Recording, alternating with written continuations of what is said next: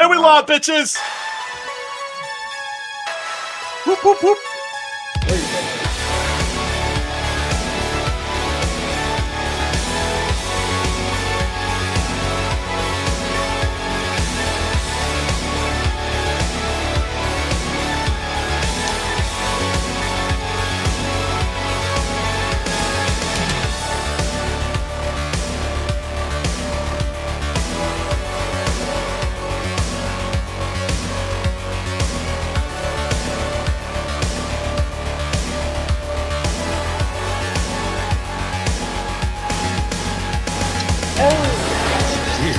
It's alive. It's moving. It's coming this way.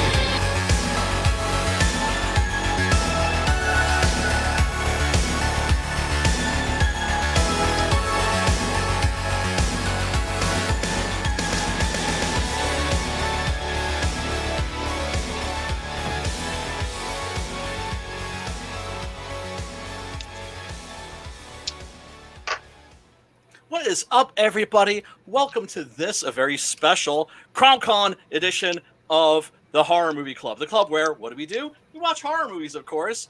For those of you that are new to the stream, the basic concept is we agree to watch a horror movie ahead of time, we watch it, then we get together and talk about it. Now, the one rule that we always have is that it has to be a movie that's not behind a paywall. And so, therefore, before the stream, you can watch the movie by clicking on the link in the description below and then let us know what you think about it, joining us in the chat. Or if you're just joining us now and you listen to us talking about the film and you think to yourself, damn, that sounds dope, I need to check that out. Guess what? Link is below in the description where you can watch it for free. Yep. It's always a link to something like to a streaming a free streaming service like Tubi or Peacock, or in this case, I think it's, I can't even remember what the link where the link is to tonight, but I did find a link where you can watch it for free. Like I said, Pluto. Pluto. Yeah, there's so many of these sites now. I mean, you can like find almost anything, which is awesome and amazing, especially when you're talking about the kind of movie that we're talking about tonight, which was banned in several countries and was actually illegal to own and to rent out in England, in the UK. I think it only became legal in like the late 90s, or maybe even have been like the early 2000s, because of course in England they had the video nasties scare where there was a moral panic over horror movies, and they didn't. So their version of the Satanic Panic. Yes, it was absolutely at the same time. We had the Reverend Donald Wildman. They had, I'm blanking on her name. I wish Lucifer Storm was here tonight. Some dumb bitch. Mary Whitehouse. That was her name. Sorry. I don't know why I said that. I don't know. I'm the religious one here on this panel, and yet these people that do this shit piss me off. They piss me off so fucking bad because it's not a representation of people of faith. It's just a representation of you trying to push your whiny crybaby opinions on every other person in the world because you're too much of a pussy to understand other people's tastes and cultures. There it is. That's on point. Totally on point. Well, look, I mean, it sucks. What up, Christy? Yeah, I gotta go. I'm gonna check it out. So I just want to say goodbye, but it was nice meeting you guys. Rock and roll. Be well and swell. Yeah, I just got to get up early tomorrow for Pasadena. She's got a con tomorrow, guys. She's rock and roll. She's gonna be at Pasadena Comic Con tomorrow. Nice. Have fun at that. I will. Thank you so much. You guys have Bye, Christy. Right. Have a good night. We love you, girlie. Love Peace. you too. Peace. Bye-bye. Wow. Now, I don't want to be on the big one. Brian, Yes. I want you to do this like you normally would. I'm kicking everybody out. You can bring them in like you normally would. What do you say? Okay. Anybody that wants to hang out is of course free to hang out. And we got my man Matt just wrapped up. What's up? At the gates. By the way, brother, congratulations on that stream. That was superb, man. Oh yeah, we had Rich Ayala on. That was fun. He was talking about his comics that he's working on right now, and Roach Balls, which is an awesome book. If you guys haven't checked it out, hit up Rich Ayala or Roach Balls on Twitter. It's fucking, it's like, oh man, I can't even throw in there all the inspirations, but it's mixed media, and he does all the writing, the illustrations, all the stuff. So if you guys haven't checked it out, check it out. You're into Lobo and stuff. Robo and Robocop, Volver Hoven, R. Crumb, Bisley, Sam Keith. There's a bunch of stuff. So. It's like an underground comic, but it's like blown up in like what would you call that? Like not album size. It's like the old Marvel Treasury editions. Large format, it's at a weird. It's huge, bro. Yeah. Like it's the way to go, though. It's definitely like I would say almost Euro. I mean, heavy metal. Which I think is the way to go if you can. I think so too. I mean? That's the way. If I'm blessed that way, I'd love to do that. So. Yeah. I think that if we should be following any model, it's like everybody's looking at manga. No point in trying to imitate manga because people want manga because it's Japanese. Yeah, but you gotta do. I don't know. And also just the French format's just dope. It's dope as fuck. It's good for us comic book nerds. You know what I mean? It's easy to fucking transition to like a French format book because most of these motherfuckers read heavy metal anyway. So like for the bigger stuff, you know what I mean? Yes. So it's easier to go into that French large format style. I don't know, man. It's cliche, but go big or go home. That's the way I say. If you can. Well, look, it's certainly worked with that book. It's like I said, Rich basically gave us a look inside his head, and it's really fucked up in there.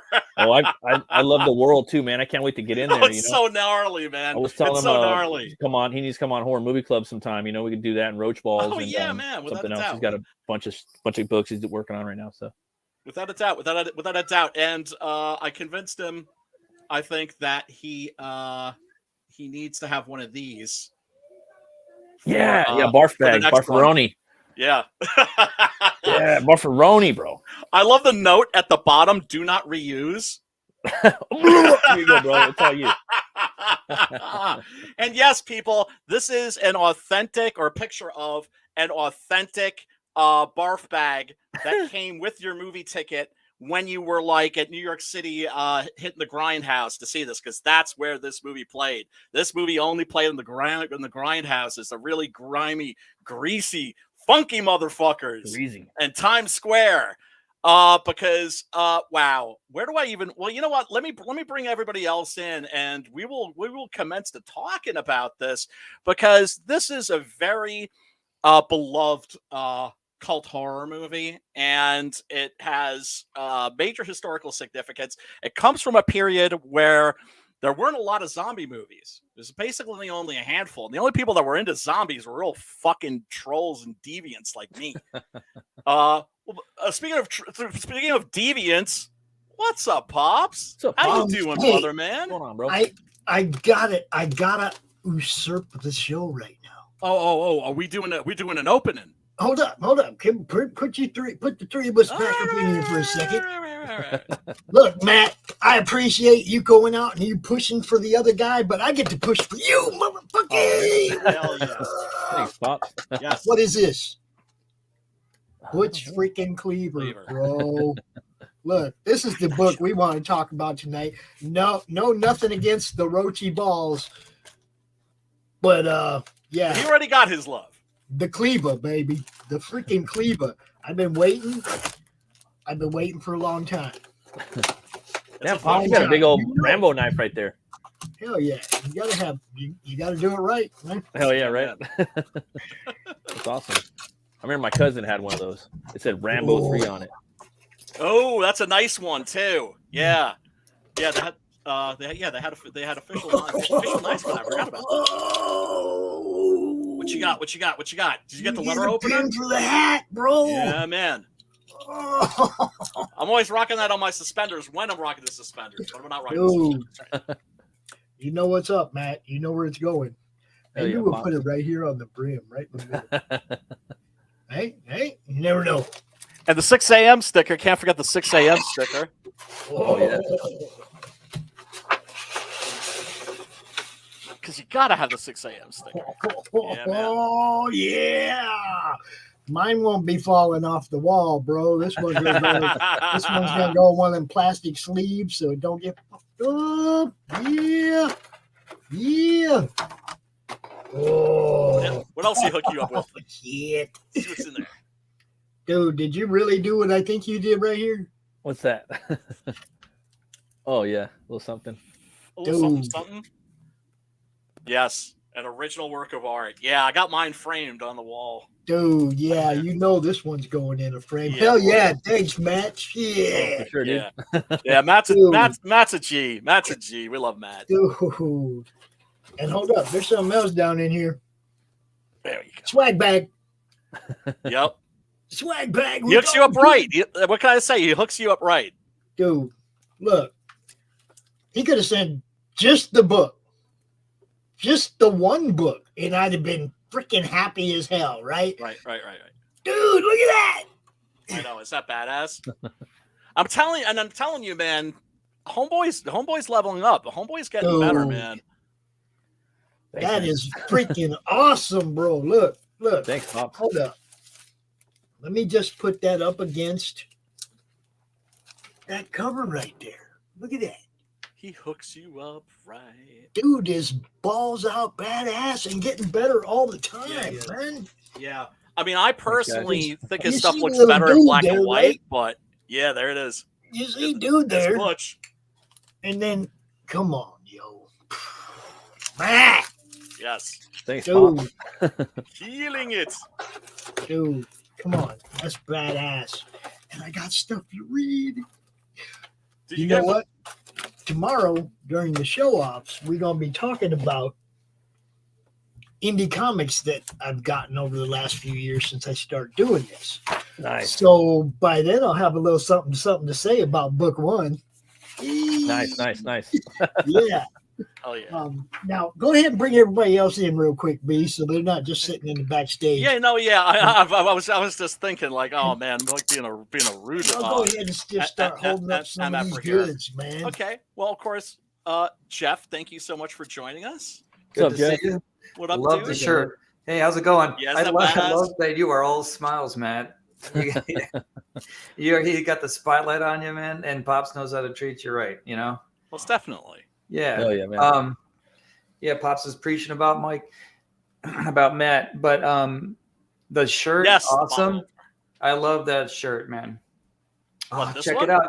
So, Matt, how do you Thanks, RJ. How do you go about like just is all this stuff that you provide? Do you buy that stuff in bulk, or is it one-off stuff? Like, where do you get this stuff? And when you produce it, like how What up, hard Eagle? is it to get it out to everybody? So a lot of those were stretch goals that I had left over from my campaign. Nice. When Brian, okay. waiting till I start making the So blue when you- gestures and then dropping me suddenly. I didn't do that. That was Pops. That was not me. Fucking Pops, you asshole. I did it. So when you have a campaign, when it starts out, you've got all this stuff and you like order this stuff, you like save up and you do a capital investment on yourself, like a venture capitalism type thing on yourself. No, not really. It's just that, say you have like a certain amount that you need for the book. Say you need like maybe $3,000 for the book, and then the stretch goal is like maybe $3,000, 100, and then you get a card, and then 200's a sticker, and then 300's a button, and then $3,000, 400's another card. You know what I mean? Yeah. So right. The more stretch goals you hit, the more the more money you make, the more stretch goals you hit, the more cards and tchotchkes you can get people, you know. Yep. The Just more, give me- the more so stuff that here's- people get. I'll just rip through them all real quick. Look at Oh, is that Okay. badass? That's So- a Death Metal Heroes card right there. Yeah. Right. Hail So, Luke. I mean, the question is like, you know, you get the money, Love that you dude. find the people, they produce these things for you, and so basically you're just shopping around for places to spend the money that was given to you, so that you can Correct. produce this stuff. 100% correct. Yeah. I And hate the to disappear right after you guys drop me in, but I actually have to take care of some stuff. You guys kind of chat a while, so okay. I'm gonna have to jet on you guys. But That's okay. no, You coming badass back, art or- all around. I love this. I probably not, because my husband was supposed to be leaving in the morning, and we're getting snowed in, and we're trying to figure out what to do to get him back to work and stuff. So Where are you? I'm over in the Dakota area in the Black Hills. Oh, okay. Wow. All Old right. West territory for sure.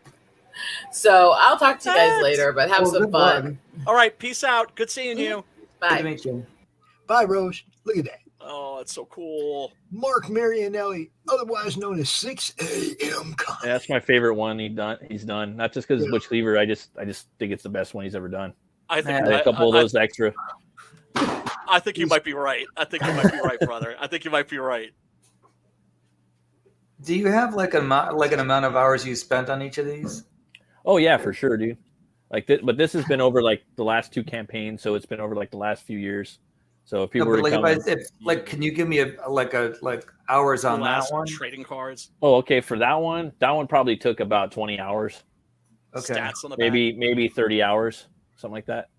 Yeah, and what are you using for it? Like, what do you like? Are you traditional? Do you go pencil paper and then scan it in, or do Photoshop on it, or do you go straight from like?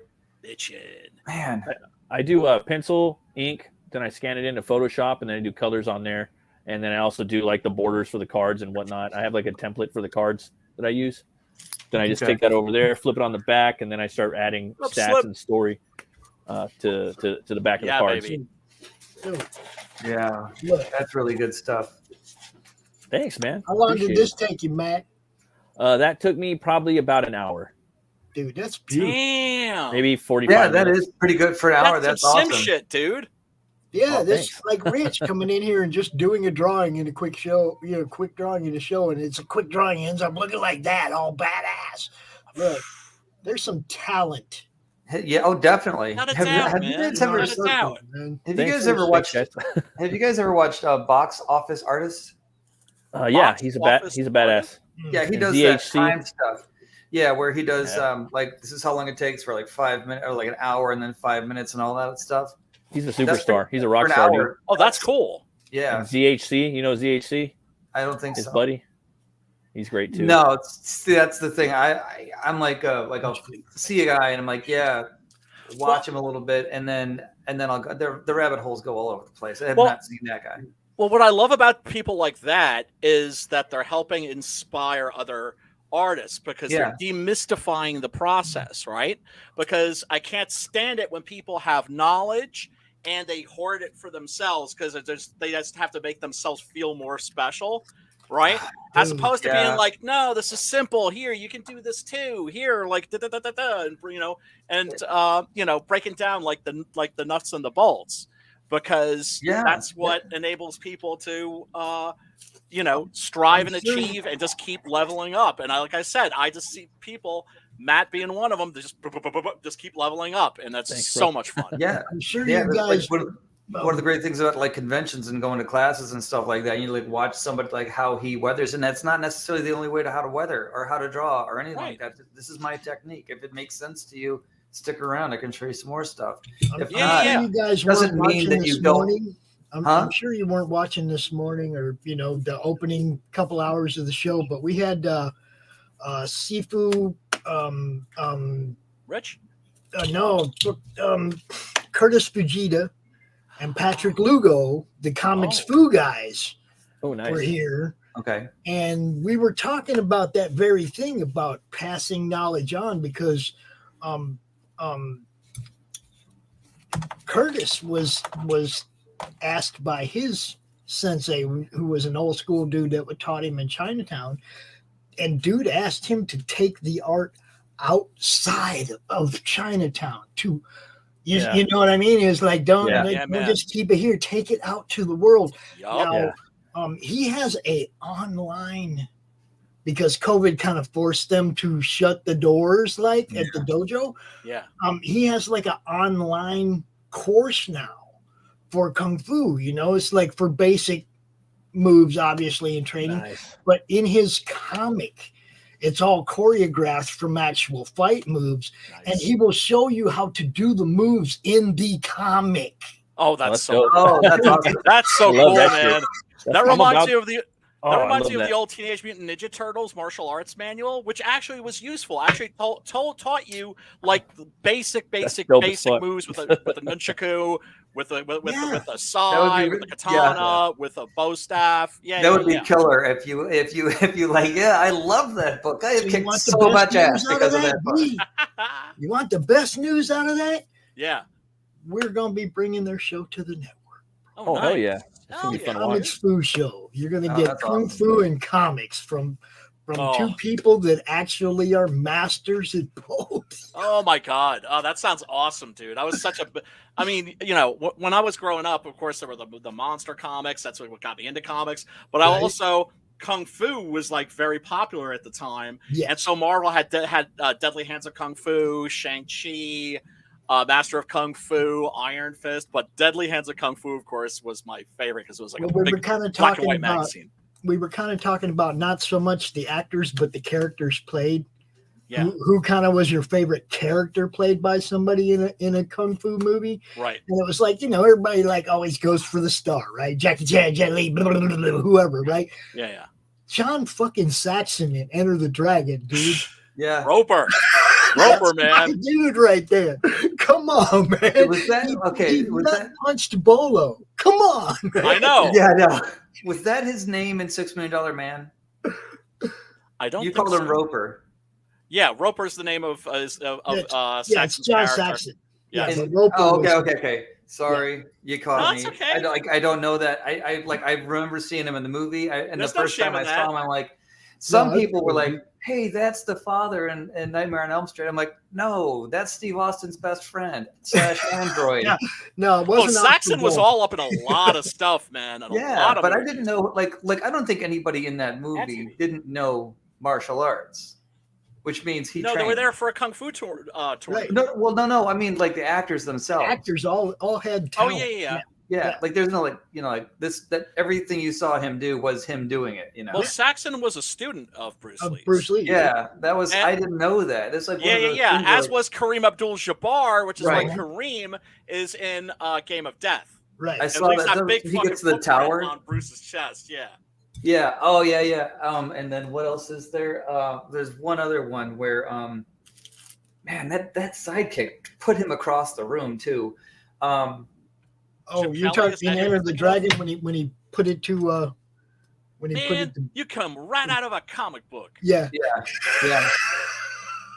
I love it. There was another one, but I can't remember. We'll get back to it. So much great shit. And also, it's difficult to be growing up as a horror fan. I also was a kung fu movie fan because on Saturday mornings and afternoons they would show a horror movie, usually like a Hammer film, like one of the Draculas Yep. or one of the Frankensteins, Yeah. and then they would show a Chinese kung fu movie. Yep. movie, Yep. Yeah. right? And so Yeah. I love me some Shaw Brothers, and that's great news, Pops. And we Dude, need more good kung fu stuff. comics. And there's one actually that I want to do that I can't talk about because I love it's seeing martial arts in comics, like just Me too. when they break it down. I think like Mike Barron was doing that a lot with his Badger books. I never read I his was Badger saying. book, Yeah. But he like- did. Yeah, of course. I've seen that because I've been watching his videos whenever I get a chance. I got to catch up on like backlogged on a lot of his videos. Very great YouTube show he's got.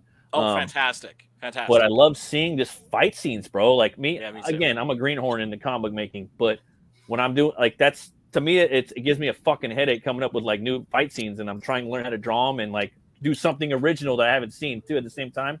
Yes. But I love it. Like the end result, like even if like, oh, it might not be good, but to me, I'm like, okay, that's passable. But it's so dope, dude. I love seeing fight scenes. People Me whooping too. ass in comics, like Yeah. specifically, And like, the especially moves when that they're doing, you know? authentic. When they're Check not out by a great artist, it's so cool. Yeah. Because Check out the comments though. Oh yeah. There it is. Check out the comments Thanks, though. brother. I'm an expert martial artist and have thought about doing similar comic project. My instructor was trained by the Inasanto family. Oh, do it, man. Kali. Nasty, I love that. martial art, man. Brutal. Dude. Yeah, I mean, Then would you guys rather Santo, see a of fight course, scene or a was- gunfight in a comic? You know what I mean? Like, I'm Yeah. sorry, but I mean, all these comic nerds got bullied when they were young, and they all learned how to kick ass. Look at yeah, 'em. right? The fucking black belted up, dude. Yeah, man. Well, I mean, for me, martial arts has always been exercise. And because for me, if you're going to exercise, you have to choose a type of exercise that's not boring, because if it's boring, you're going to find an excuse not to do it. Right? Yeah. And I've Yeah. never been a serious martial artist. I've always just been a dabbler. Right? That's Yeah. to say, I would always even as recent as like 2 years ago, would be like, okay, well, that always looked like a cool weapon. How do you use it? Right? And then order the weapon, get it, learn how to use it. And it's just fun. Yeah. And Yeah, it's good it's for just your head getting up. too. It's good for it helps you center It teaches you discipline. And then, of course, there's that magic moment where you're performing the same move for the 10 billionth time. And that one time you suddenly something clicks and you get it.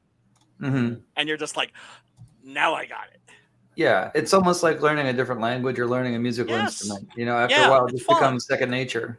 Yeah, and like I said, it's just, it's just it's fun. So you're not gonna be like, I don't understand how motherfuckers can hang out on a Stairmaster. See, and this is what up, Dave? For me, the funnest part of this. Hey, my stunt double's here. Look, we expanded the network, right? We started doing now we got everything going on here. We got the horror movie club. We got the comic spoo show. We got gaming. We got draw streams. We got talk shows. I got to get better with that for sure. I'm having a blast up in here now, dude. That's what it's about, man. Look, if you're not having fun doing this shit, go home, do something else. Yeah. You guys have been on for an hour and a half. I am ashamed of myself. No, we've only been on the horror show for a half hour. We had a draw stream before that. Oh, is that for real? Yeah. Okay. Yep. All right. This is CromCon. We just blended this whole show together with CromCon. So okay. All right. Yeah. Next week it'll be its normal. All right. No. I mean, I know that the show got shoved over to 8 or to Saturday, and that's for you. That was for Matt. That was for Dave. It actually kind of works. I mean, I got all my errands done. The wife made a really nice pot of chili. I just got done with that. Interesting stuff happening in the neighborhood that I don't really feel comfortable going on about until after the thing is over with. But I'm glad to see everybody here. Good, glad to see you too. And I really was doing my homework last night. I still have all my tabs up. Oh, nice. Yeah. Homework's important, man. And, the internet makes it so easy. You don't have to go to the library for everything. I know. And I used to have a file cabinet of reference material. No longer. Oh, my God. Photocopies. I'm going to go to the library and photocopy everything. Yep. I could just hop just a quick Google search. I've got full diagrams of Zeppelins. Mm-hmm. Yeah. Right? Mm-hmm. Yeah. Yep. And the same thing. And that wasn't that long ago for Butch Cleaver. I was just photocopying cathedrals at the library and had a whole manila folder. I still have it, but I still keep them. They're cool. I keep all that shit, dude. I keep all that shit. I've got filing cabinets. ID, since you missed this, since you were late and you probably missed this, check this. Yeah, man. I recognize him. Where have I seen him before? That's Butch fucking Cleaver. I know. I'm on book 2. I'm like 3/4 of the way through book 2, which I gotta say it's an easier read than book 1. Nice. Well, I remember saying this. I believe I took down my review and my unboxing videos because I realized that I wasn't good with any of them. Hey, what's up? What's up, niece? Yeah, it's niece. I'm looking at a small window. Yeah. My daughter, his niece. Hello. Yeah. Oh, check. Wait. Show, dude. Brian's T-shirt is kick-ass. It is. It is. And yeah. Nice. Junji Ito. Wow. Junji Ito. It's like one of my favorite shirts. One of his favorite artists. She's got all the books. What is She's in the manga too. He's getting lots of love right now, and there's a Netflix series coming out. She reads right to left all the time. Yeah, no shit. I get it confused whenever I pick up an American English book. Reading up from the back, I'm like, this doesn't seem right. I knew that was going to happen. I knew that was going to happen to this generation. I knew it. Yeah. You can get. But Brian's T-shirt is Geiger and stuff. It's an HR Puffin stuff Geiger. Oh, I love it. HR Puffin stuff Geiger. HR Geiger awesome. And he's got that stupid singing flute coming out of the mouth. Yeah, I love it. No, you don't know what that means. Well, because I saw RJ rocking this. Yeah. I saw RJ rocking this, and I was like, dude, that's dope. I would wear that. Where'd you get it? Yeah. And he was like, I made it. I'm like, make another one. Well, then those websites come out. Yeah, I have a few dozen of my own shirts somewhere in a box in another part of the basement. But I need to get that Teespring thing happening so that I don't have to worry about fulfilling all that stuff. And I heard somebody say that T-shirts is an issue. T-shirts is hard. I'm thinking Probably not. I mean, you can, on because I've seen Yellow Flash have his links at the bottom of his like channel for like the longest time, right? Yeah, Right. they just handle everything for you. Yeah. This came from Sticker Mule. Yep. Ooh, yeah, Sticker Did it Mule's really? bomb, dude. Okay. Yeah. They make all my man. Sticker stickers. Mule, Sticker Wait a Robot. minute. What was that? What was that? What is that? What? Oh, What is that? Oh, I see Bow Wow. tail. I see a head. It was a Got horny dog for some buddies. reason. He was like standing perpendicular on the other one trying to do something. I'm like, you're Oh, not even. look at that tail going. No, he wasn't. Yeah, no, see, that's actually like that's Link, right in the No, background. that's Mikey. This No, the one's tail. Mikey. Oh, Yeah. yes, this is Link right here. Oh, yeah, man. yeah, and that Link is a smaller version of Cooper. It's about 50 pounds lighter than our dog.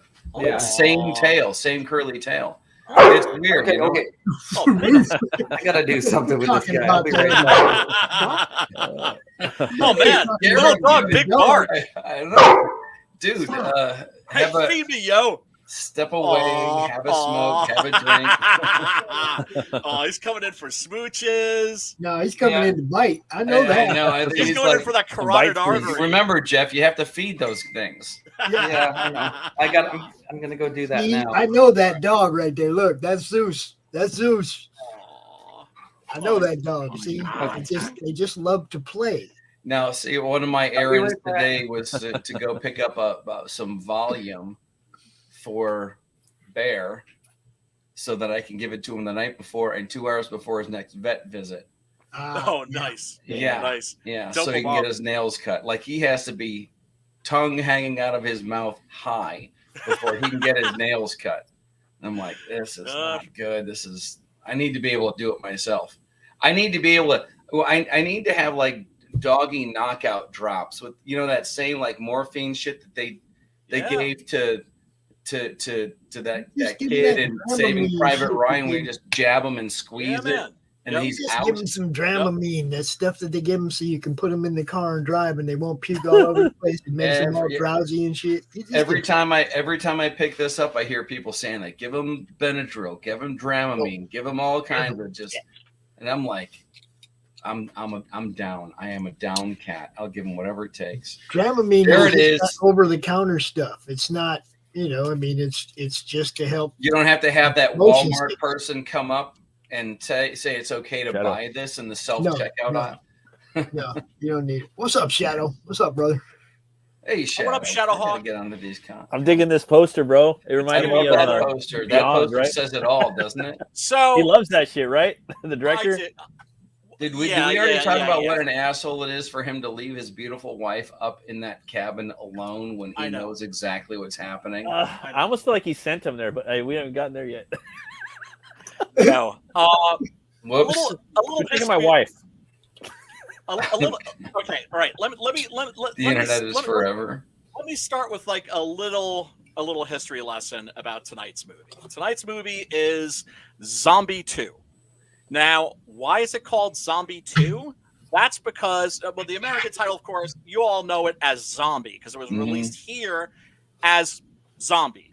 In Europe, the original title of this movie was Zombie 2. That is because the original title of Dawn of the Dead, when it was released in Europe and Scandinavia, was Zombie. The Okay. reason for that is because when George Romero made Dawn of the Dead, Dario Argento found out and was like, "Hey, man, I'll throw in I'll because he found out that Romero was making it for very little, right? They was going to make it for maybe I don't know, maybe like a couple $100,000 or something." And Argento was like, "Dude, I'll get you like a $2 million budget." Oof. And he flew Romero and his entire family to Rome and put them up for a year while Romero worked on the screenplay.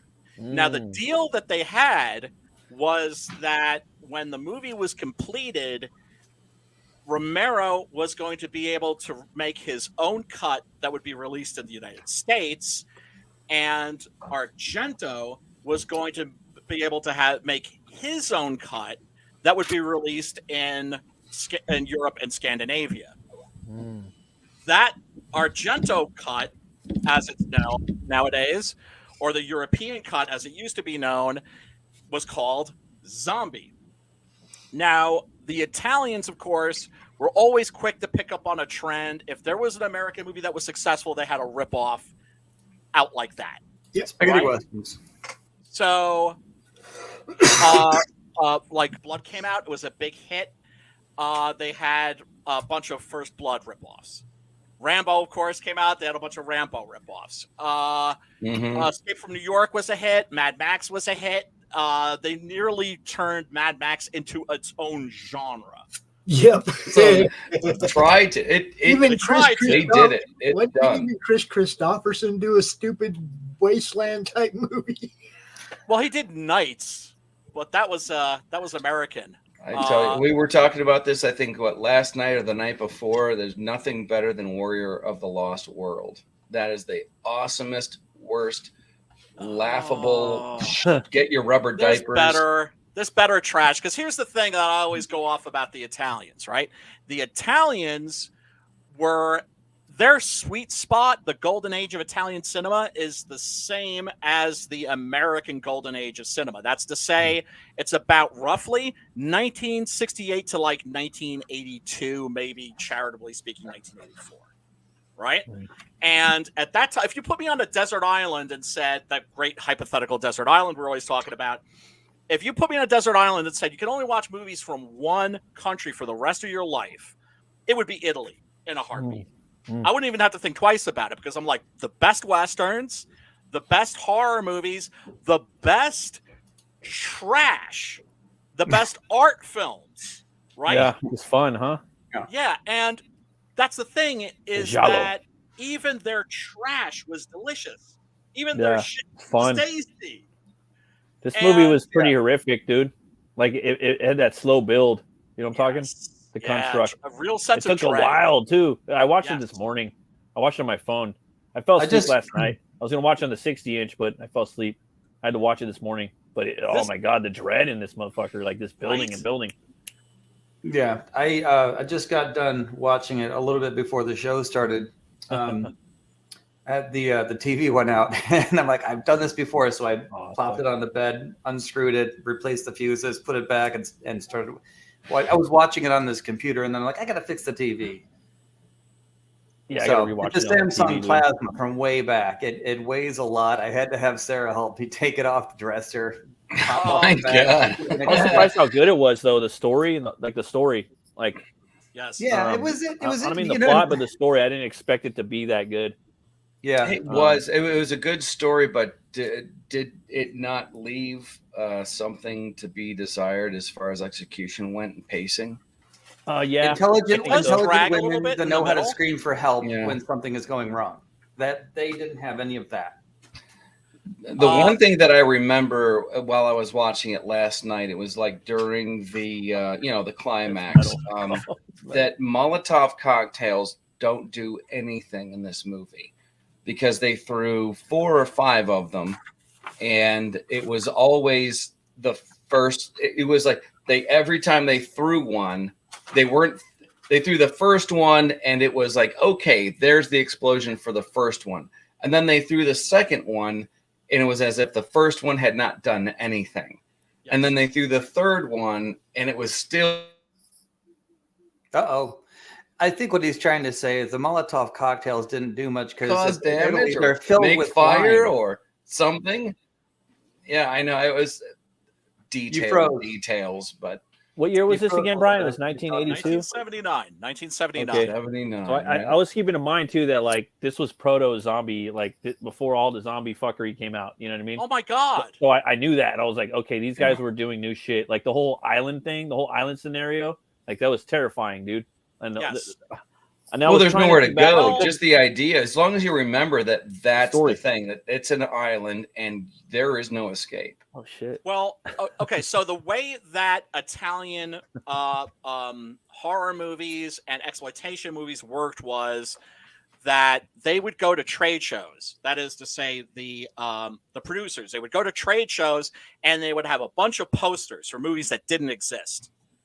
And the distributors would like a regular convention would walk by, look at the posters, be like, "Oh, that looks great. Like, when are you coming out with that? I'll take that." And they'd be like, "Yeah." And so then they would go home. So it was crowdfunding. Yeah, sort of. So they would the go old West. That's awesome. So they would go home. Matt and I are both like, "Oh yeah, it's like Wimpy. It's like Wimpy and Popeye. I would like a hamburger today that I would gladly pay you for on Tuesday." So I would gladly. So these motherfuckers, man, they would go home, and whatever poster got the most attention, that would be the movie that they would make. And they would call up Dardano Sacchetti was like the guy, was like the machine. He wrote so many of these movies, including this one, and they would be like, "Okay, we're making a movie. Yeah, that poster. We're going to send you the poster. We need the script in 2 weeks." And so that's how this movie happened. They wanted a sequel to Dawn of the Dead. At the same time, they didn't want to get sued, right? Because they had been making a bunch of these ripoffs, right? One of them is called The Last Shark. That was so much like Jaws, such a carbon copy that Universal stepped in and was like, "Okay, now you got to stop." Like, all right, was it a shark with a laser on his head? No. Laser beams. Laser beam on his freaking head. That movie you can watch, by the way, The Last Shark. You used to only be able to get that on Japanese Laserdisc. It's on Tubi now, and I highly recommend it. It's fucking hilarious. The Tubi is ruining the whole underground got it, need it, got it trade. Like there's nothing that's good. That's a good thing. That's a good thing because you know why? It used to be that deviants like me would have to like get VHS copies of Japanese laser discs with like the hard-coded subs and everything. Now, if you're a horror fan and you're just coming up and you're curious about this stuff, boom, it's right there. So you don't like doing all that extra work. Yes. That's a lot of legwork. Yeah, you don't. Yeah, so there are a lot of OG fans that are like, "Oh, these young whippersnappers, they don't have to like deal with all the crappy VHS rips and all that stuff." And it's like, no, that's good, right? I would like to know where is the Tubi for all the Grateful Dead live tapes that used to get traded back and forth by people who follow the Dead. I could give a rat's ass. I see Pop's laughing over there, like he knows what I'm talking about. Yeah, kind of boring, dog. I got this. I never got into it. I helped my reporter out. I like my folk music, but it's like, it's horrible. The Grateful Dead music is horrible. Is that what I heard you say? Yes, it's boring. Yeah, it is. Fuck. It is. Dude, I don't listen to the Grateful Dead, but I went to 2 shows because that's what you do. Oh yeah. No, I know people that went to the Grateful Dead shows because they were like drug supermarkets. Yeah. Basically, it was. I mean, it was. Going to a Grateful Dead show is literally like going to another country. Right. Yeah, where everybody dances like they're trying to keep orbs of slime from falling to the floor. Hail. Countless Corpse podcast. Thanks for stopping by. Yeah, seriously. Thanks, Countless. Man. Everybody thank you, Countless Corpse. Everybody that's tuning in, thank you so much. We do appreciate you. Brian, check it out. That's Michael Nunley. He's the one that runs the ORP show that we do on the network and the D20 game. That's the Fellowship of the D20. That's also those guys. Oh, cool. Okay. Yeah, man, I'm still catching up with all the shows that are. It's a big network, dude. They're bringing three. He's bringing 3 shows to the network. So we got a lot of stuff going on. Huge network. That's coming in from. Is that coming in from Facebook? No, he's watching on my YouTube. It's on YouTube. Okay. I gotta ask you the on question. 3 different YouTube channels. We're on Twitch. We're on Twitter. We're in 2 different Facebook groups and on my own personal Facebook. You have a third arm growing out of your back? Yeah. All right. I'm just checking because I thought I recognized you from that Bernie Wrightson thing I have. Matt, you were going to say something, B? About this movie, right? Yes. Did you ever see anybody because they're always talking about voodoo, right? Did you ever see any of the locals practicing voodoo at all? No. Or doing it? No. You just hear them, right? No. You just hear the drums. You just hear the drums, right? And I'm like, hey, dude, that's something I got to ask Brian about because I was drawing. I ain't gonna lie. When I was watching this, I was going back and forth, drawing, looking at it, you know. Yeah. And I'm like, dude, that's fucking badass. You don't see these motherfuckers doing the voodoo; you just hear them. Yes. I'm like, I hope it's like that. You just hear them. It just makes it scarier. Yeah, And, you think it would have been right. it would have been something to see, like just like that Scooby. Well, I don't want to see them. I think it's well, scarier that you it don't is. see them. It personally. is. It is. It is. makes it- that, and then there's the science of it. So they're proto-science, proto-mysticism, religion with their zombification in this zombie genre. Right. Before everybody, dude. They're doing two things at once. They're doing Yes. Resident Evil mixed with Serpent in the Rainbow and Night of the Dead came before it. You But know, it occurs to me during during the stream that Zack Snyder would have been paying homage to this movie at the end of his Dawn of the Dead. You're right. You're right, brother. You think? I remember that? No, Yeah, that would I don't actually know not if be that's him. official or anything like that, but it makes sense that Yeah. this being on Actually, an that would be island- James Gunn. That would be James Gunn because there's no way that Zack Snyder ever saw this movie. James Gunn definitely did. James Gunn didn't direct Dawn of the Dead remake. He wrote it. Oh, he did. Okay, well, in He probably any seen case, it, though, Brian. He probably seen it. they would have. He's done two zombies. Whether Real he quick. saw it or whether he I haven't didn't seen see the it, second they zombie had movie. to He have. probably didn't see it, dude. Yeah, they were talking. It is zombie. Right. Well, check this out. Check this out. Pretty mainstream. Lucio Fulci's movies made their way to the United States at a time when video stores were everywhere, but there wasn't a lot of product on the shelves. This is because Hollywood was not releasing its movies on VHS because they thought, oh my God, if people can watch movies at home anytime they want, they're going to stop going to cinemas. Duh, right? But this is what they thought. So these mom and pop video stores, they had to put something on their shelves. Yeah. So what they ended up doing was they ended up putting tons and tons and tons of Italian horror, sleaze, and exploitation movies because those came out and went direct to video. Now, Fulci is somebody that a lot of people, including myself, thought was, I wouldn't say a hack, right? Because a hack isn't a bad writer or creator. It's somebody that doesn't give a fuck, right? But I thought that he was, let me put it this way. He had a reputation for being a gross out artist. When his movies then came out on DVD in like around 2000, he went from, his reputation went from hack to genius overnight. Yeah, I can see that. His fucking Foley is immaculate. His fucking Foley alone, it just creates dread and fucking horror, dude. Like some of the stuff is just too much. Just for little stupid shit, his Foley, you know. This movie, I'm like, wow, I love it because I love the over the top shit. But he goes over the top with his Foley. This is his little drops of blood and things like that. Like it's all loud, over the top. Fulci's horror movies are cranked up to 11, right? Now, Fulci was a journeyman Italian director, right? So if you were an Italian director, what you were doing was you were making whatever they were making at the time, right? So he was making spaghetti westerns when they were making spaghetti westerns. Then when they were making crime films, well, he only did one Poliziotteschi called Contraband, which is also gnarly. It's got some Fulci-esque gore in it.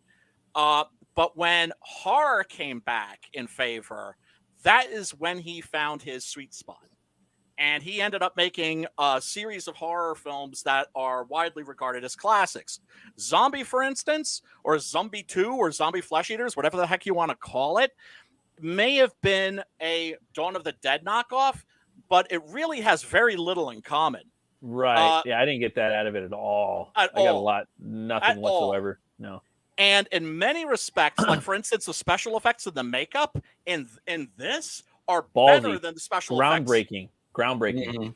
The zombies look like they came out of the eye with worms coming up out of the dirt. Well, that was innovative. I love that. It's such an, I wouldn't say call like out of the box, but like, wait a minute, why are we trying to make worms when we can just put worms on? Like, go exactly that right there. Yeah, that's right that there. Always. I stared at that. That's the movie poster. That's the tape box cover. Yeah, there's a guy that I work with who's about twice my size. I wouldn't say that. He's not that big, but we're about the same age. I remember him telling me that this movie he ended up watching is one of the things that he just like tripped over when he was a kid. Yeah. And freaked him out. Like gave him nightmares. Yeah. It just gave him absolute nightmares. And I was like, Tom, really?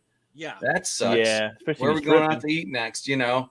But I remember seeing every time I watched this when I was a kid, I would have trouble sleeping that night. I always thought it was interesting because I thought, wow, that's like a really kind of a goofy, silly movie. Why am I having trouble sleeping? Because your brain doesn't know if it's scientific or if it's a fucking voodoo or not. It's pretty brilliant. It leaves it open. It is. It is. Well, in Night of the Living Dead, did your dream have bad pacing? Not at all.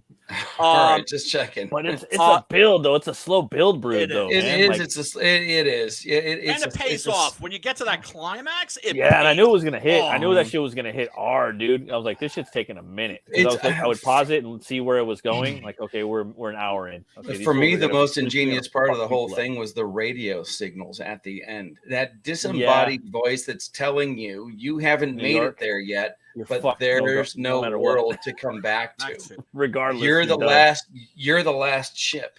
And one of them is on there with you. There were cars on the bridge. Now I know zombies don't know how to drive, but they're probably all leaving in different directions because they were going both ways. Right. That's one of the I know that there's like a lot of suspension of disbelief that needs to be suspended to be believed. Yes. But I thought, as far as the props go, that eye stab was awesome. Now I realize like as they're holding onto the hair, there's no tension because she's the one guiding the motion because it's her eye. But that side shot very closely. Let's do that. Yeah, definitely. But that side shot where the light comes through, you're like, I can see through the cornea of that eye. Yes. It was a little campy when the thing ripped over this way. Right. But overall, that was awesome for its time. Right? Sure. Exactly. Well, yeah, but I mean, I think that would hold up now only because again, the light coming through that clear gelatinous. And because it was a practical effect, it wasn't something like they tried to do in was it Generations or no, whatever it was where Picard gets the needle to the eye. Oh yeah. It's like, shit. This is the most infamous scene. This is the most infamous scene in the film by far. Oh yeah. Right, where Dr. Menard's very, very hot wife is by herself, and zombies interrupt her shower. You're married to that? You don't deserve that. I'm gonna go fuck with some zombies. I'll be back. I know. That's seriously. That's Olga Carlatos, and you notice that she was a very beautiful woman, but she also had very striking eyes. Yeah, her eyes are very intense. And then one of them got struck. Yeah. No, seriously, if that's your wife and you know what's going on, don't you just find a boat and leave?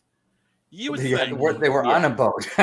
No, not the people that got there. I mean, like, it would be like, yeah, come on in. We got great food. We got great drinks. Olga, come here right now. We're getting on this boat. No, you guys go have a good time. Just go down there and be like De Niro telling, like De Niro telling that chick in Goodfellas, just go down there and go to the left. Just go down there and go to the left. In there. No, we're leaving. I would be leaving. Oh yeah, no. Drake, we did this in another movie, Beyond, right, Brian? We did this in the Beyond with the eye gouge, the slow eye gouge. Yeah, that's his thing. Is there a third movie he does this on? The director? Fulci. Well, I guess New York Ripper. Yeah, right? New York Ripper. That was another one we watched. I could have sworn he did that. He likes the slow eye gouge. Yeah, you didn't like that one, and it wasn't really a good first Fulci movie. It's not like. When it basically, because I had this discussion with my friend Chris, if you're listening, much love to you, brother. We were having this discussion, like, what do you think is a good gateway drug for Fulci? Like, where would you start somebody? I say the Beyond. Fulci? Well, I think that the Beyond is like his magnum opus. right? And that you kind of like already want to be a little familiar with them. And we both agree that it's this movie. That Zombies see actually that. the best place to kind But of to be start. honest, it's just like really good, like Oh, so no, good. I- Like I would no, just, I I would gotta go, I would watch go that full now. Beyond, just give it all to them, just give them all, like just give it all to them. Did y'all do the Beyond, Beyond. yet? Yeah, Oh, we yeah. did. Back Oh, in you the did? Disney, Okay. like a year ago or something like that. It's just a lot. Yeah, that's right. It's I just a- forgot about that, dude. He I really forgot builds a about that. world. He really builds a world with that piece. He does with this one too, and it's again a slow build. I'm saying it for the third time. Brood, and they really set up the story and the science of what's going on, and you don't know what's going to happen, and it just.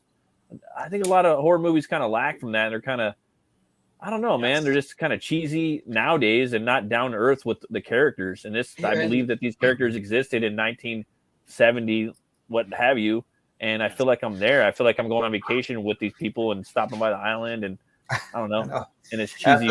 You remember way that last it's night we were talking about Peter Hyams? Yep. And one of the last, it was one of the later movies that he did was the Relic. Yes. Oh, I love the Relic. Boat that. Sorry, I don't. I read part of the novel too, Brian. It's not my favorite, but I've gone back to it 2 or 3 times to figure out. Like it's a guilty pleasure. Sorry, but it does it's that. Not bad. It's not a bad movie. No. But it does that thing that this movie does. A boat shows up. Oh yeah. The only difference is in the Relic, we know where the boat came from, and we know why it's there. In the beginning of the movie, that's where the mystery happens. Yeah, I remember. But I wonder. And while I'm watching this, and I'm remembering other horror movies that I've seen in the past, like Dawn of the Dead and the Relic, I wonder, like, how much borrowing really goes on. You know, that they say there's no such thing as an original idea, just an undiscovered way of plagiarizing someone else is really true. It is. Yeah. It is. Basically, when the boat shows up in this, it's like the Demeter. Right? Yeah. The Demeter rolls into it's a boat that's uninhabited, although, well, I wouldn't say it's uninhabited, but there's no life on board. This is pretty groundbreaking, bro. Like, was there ever a fucking inhabited. Caribbean island with zombies on it prior to this? Yes. That's one though. You have to, for that you have to go back to the history of the zombie movie, right? Okay. Now, like for instance, we're gonna have a guest on next week. This kid Aaron. And I was like, did you want to come on maybe like tomorrow? And I was talking to him yesterday. I was like, do you want to come on tomorrow? We're doing zombie. Or next week, and we can do a werewolf movie since you got a werewolf book. And he was like, I'm not really into zombie movies. Mm-hmm. And that reminded me that now there's fucking zombie shit everywhere. Yeah. Well, I knew this was a motherfucker zombie movie. So I was like, like Hannibal, what is it? Holocaust 2? Like, Brian, you can't say back then. You have to say back in the Dizzy, like you always do. Right. Back in the Dizzy. So back in the Dardano every time you see me looking back like this, it's my wife, and she's smirking on the. She's like. So Dardano Sacchetti, the guy who wrote the screenplay, wanted to take the zombie back to its voodoo roots. So he was thinking about old school zombie movies like I Walked with a Zombie, Voodoo Island, The Walking Dead, not the new one, the one from 1936. Right? What the fuck? Yes. This is when zombies, a lot of people don't know this, but the voodoo zombie is not a flesh eater. This voodoo zombie, all they do is like they'll like strangle you or beat you to death. Okay. Right? Okay. It was Romero. That's realistic. It was Romero that made it into a sickness. That made them flesh eaters. Okay. Yeah. Right. Made them cannibals. Right? Yeah. Well, if you were unlucky, they started eating you a little bit, and then you turn into a zombie. If you're really lucky, they all started eating you, and there was no chance of you coming back. Well, that's the thing about the slow zombie, and when all of these jerk-offs after the fast zombie thing became a thing, we're 28 like days later. Slow zombies aren't. Well, no, those aren't zombies. Those are the infected. They're alive. Those are with rage, yes. Right. But the people are like, oh, like flow zombies, they would never be any threat. They're so slow. I'm like, but here's the thing. Yeah, no, they would. All they have to do is just bite you. Yeah, you're infected and it hurts. Or a scratch. Then you're fucked. It's a bite or a scratch, and then that's that. Not only that, but the thing about the slow zombie is that it's the thing, the slow zombie is the same visual horror that Pepe Le Pew. Well, I'm having a brain fart. Pepe Le Pew. The Shining. It's slow. Frank. Slow. The monster that comes after you slowly is way scarier than the monster that comes after you quickly. The Blob. It's more like a nightmare. Monsters and nightmares don't come after Can't you believe fast. I can't remember this guy's name. Strong feelings from the wife. She agrees with you. Slow zombies are way better and way more scary. Word. That's a wise.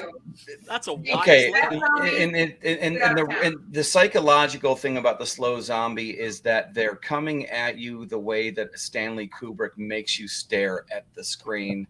Yeah. Yeah, and of course, Fulci makes you stare at the gore. He takes you, takes and your head by the hair and pushes Yeah. your face into open wounds. It's almost like a kid. Like, look at what I did, because it takes a lot of work to put into this thing, and you don't want it to be a part of the backdrop. You know? Yeah. Look at this cool thing. Look at this cool thing. In Italy, when they would show films like this, if there was a really great special effect like this, the audience would actually break into applause. Yeah. Okay. They'd be like, "Oh, that sure." Really, like, "Oh, that looked great." I do that every time I see one of Jeff's Kid Bash Federation videos.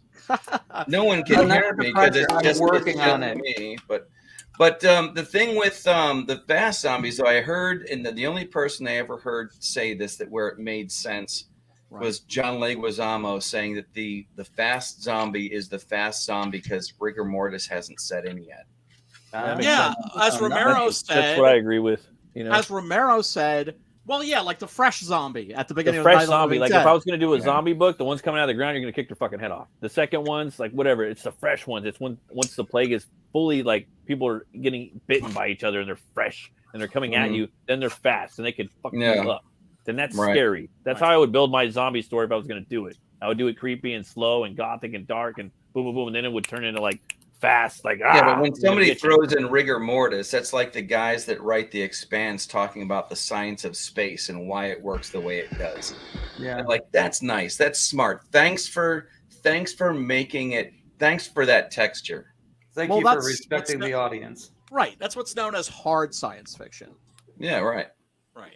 Your let's science take a quick fiction look at is so hard. Let's take a quick look at the trailer here. Yeah. I'm delicious. Make sure you pause it, Brian. What was that? Make sure you pause it. Okay. Yeah, you don't want to get them strikes. This is like an electric. It's like an electric company skit. Z. Is this Goblin? No, it's actually Fabio Frizzi. Okay. What?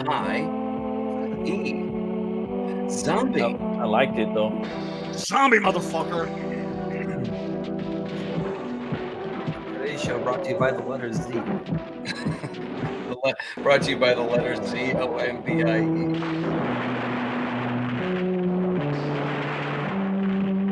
E. See what I'm talking about? Every time one of those things hits the ground, there's no fire. Hold up now. If you throw the Molotov cocktails 15 feet in front of your target, he's going to tell. He's not going to do anything. Like I'm saying, you got to drop those right at their feet, man. Did you notice? Yeah, also? but there's still going to be a fire after you throw the first one. There's a fire, and then when you throw the second one, you're throwing it where the first one landed, where there should be fire. You're going to eat up zombie. I hated this. My face. That was the fun right there. Yeah, I love this part. There's no explicit sex, therefore, but there is a deep sea diver. Do you know why this trailer has this? Because it was in Europe and they wanted to make sure that they could bring their children. No, this is for the American trailer. This is the American trailer. Oh wow! Wait, is the Italian version half sex? Let's watch that one. The movie Zombie was released unrated in the United States because they knew that if they showed it to the MPAA, those are the people that rate the films, they would have given it an X, right? Now you could show the shit on TV and nobody would blink. But back then, No way. And so it was easier to get an unrated movie into a mainstream theater than an X-rated one. That makes sense. It's the same way that explicit lyric sticker on your record means more record sales. Oh yeah, check this out. I love it. Yeah, it's not fucking awesome. This is some William They Castle didn't give me thing. one of those when I went to see The Fly, and I heard things. Yeah, I guess It's that's pretty gross, barf dude. bag. Similar to those used in airline sickness. I would like to know what the difference is between that barf bag and the one they give you in the theater. What this one smells like and looks like a popcorn bag. Is barf bag the medical term, the medically accurate term for that? No, it's barf receptacle, you dolt. When you say barf bag, you have to when you say barf bag, you have to use air quotes. Now, do you notice anything peculiar about this? Let me guess. Okay, hold on. Oh yeah, I know the one at the bottom. It's guaranteed to upset your stomach. Do not reuse. Oh Jesus! That'd be a cool shirt, dude. Like a white shirt. Oh, I've seen this as a T-shirt. Oh yeah, you can okay. get this as a shirt. Absolutely. Oh, okay. Can you imagine how much these go for on eBay? Where do you find this shit? You know what's funny about that zombie with the maggot That's in his why. eye socket? That zombie with the maggot in his eye Yes, socket. worm Those eye, are as he's the known. Spanish, dude. Those are right. Those are the Spanish. The conquistador zombies. So Yeah. Disney ripped this off in the new Jungle Cruise. That's what happens, and then they fucking like make them OP zombies that have superpowers. That's what Jungle Cruise is. Have you seen it? Jungle Cruise? No. Yeah, they have fucking dead zombie like mum, like kind of like in the movie The Mummy. He's like a badass, like the one with Brendan Fraser. Yeah, like, that's how they are. But they're conquistadors. They're out in the jungle and they're zombified. And they come back. I'm like, oh damn, this is a lot like Rocky The Rock. Johnson. Yeah, it was entertaining as fuck. I don't give a fuck. It was fun. It was a fun movie. You ain't gonna like it. It was fun though. It was a good popcorn. It was a good popcorn movie though. Yeah, like I would have liked it in the theater. It was like Pirates of the Caribbean. That green and yellow, that green and yellow poster where the zombies are walking towards the church. Do you have that? Can you go to that real quick? Because I thought that after studying some things about like the framing and light and layers and composition, that somewhere. Oh, I like the socks that Lindsay has, by the way. My favorite is the shadow the leading Tupac into socks. the barn, the barn church. Tupac socks. Yeah, come on, I know you get. Boy, you have a lot of material on this. I can tell. Man. Like you can always tell. Like the amount of material that Brian has is in total relation to how excited he is about the movie and the upcoming show. Generally speaking, that would be correct. But remember, this is also a cult classic. This is a very beloved film. It's a very beloved. Right there, this one. Okay. Yeah, the thing that I love about this poster is the body and the lighting, right? The body and the light. And the crab. You notice the crab? Yeah, I did notice the crab, and I was like, the one thing that you really need to look out for when you're on this island is having sex on the beach, because you will get crabs. You get zombie crabs, bro. Also, but I love that yellow silhouette. There's the head, there's the arms, there's the body. Beautifully concept and composition on Isn't this that one. Great? This is my favorite one out of all. Doesn't it make you wonder if it was on purpose? Do you think it was on? Do you make you wonder if it was on purpose? Oh yeah, everything on here is intentional. Oh my God, that's awesome. Yeah, because this is not an old poster. This is a new poster. Even more so. Yeah. Definitely beautiful piece right there. Yeah. This because one of the things I always look for whenever we're covering a movie like this is I look for the fan posters. And I knew when I did that search for this movie, I was going to turn up a metric fuck ton of fan art. Oh yeah. And this one too, they took the original chapel barn and they stuck it right in there. Yep. Any he or she put it all together perfectly, like probably in Photoshop. Composition's perfect. Yeah, it's the best one on here, in my humble opinion. I think. Yeah, I think so. At the end of the movie, I think so. That's why I wanted you to look it up, because I was going to mention this earlier, but just like everything else, tangents upon off ramps and stuff. But I really do I appreciate this poster more than the other ones. Yeah, Mhm. it's my favorite of the bunch. At the end of the movie, sure. there was at the end of the movie they were talking about.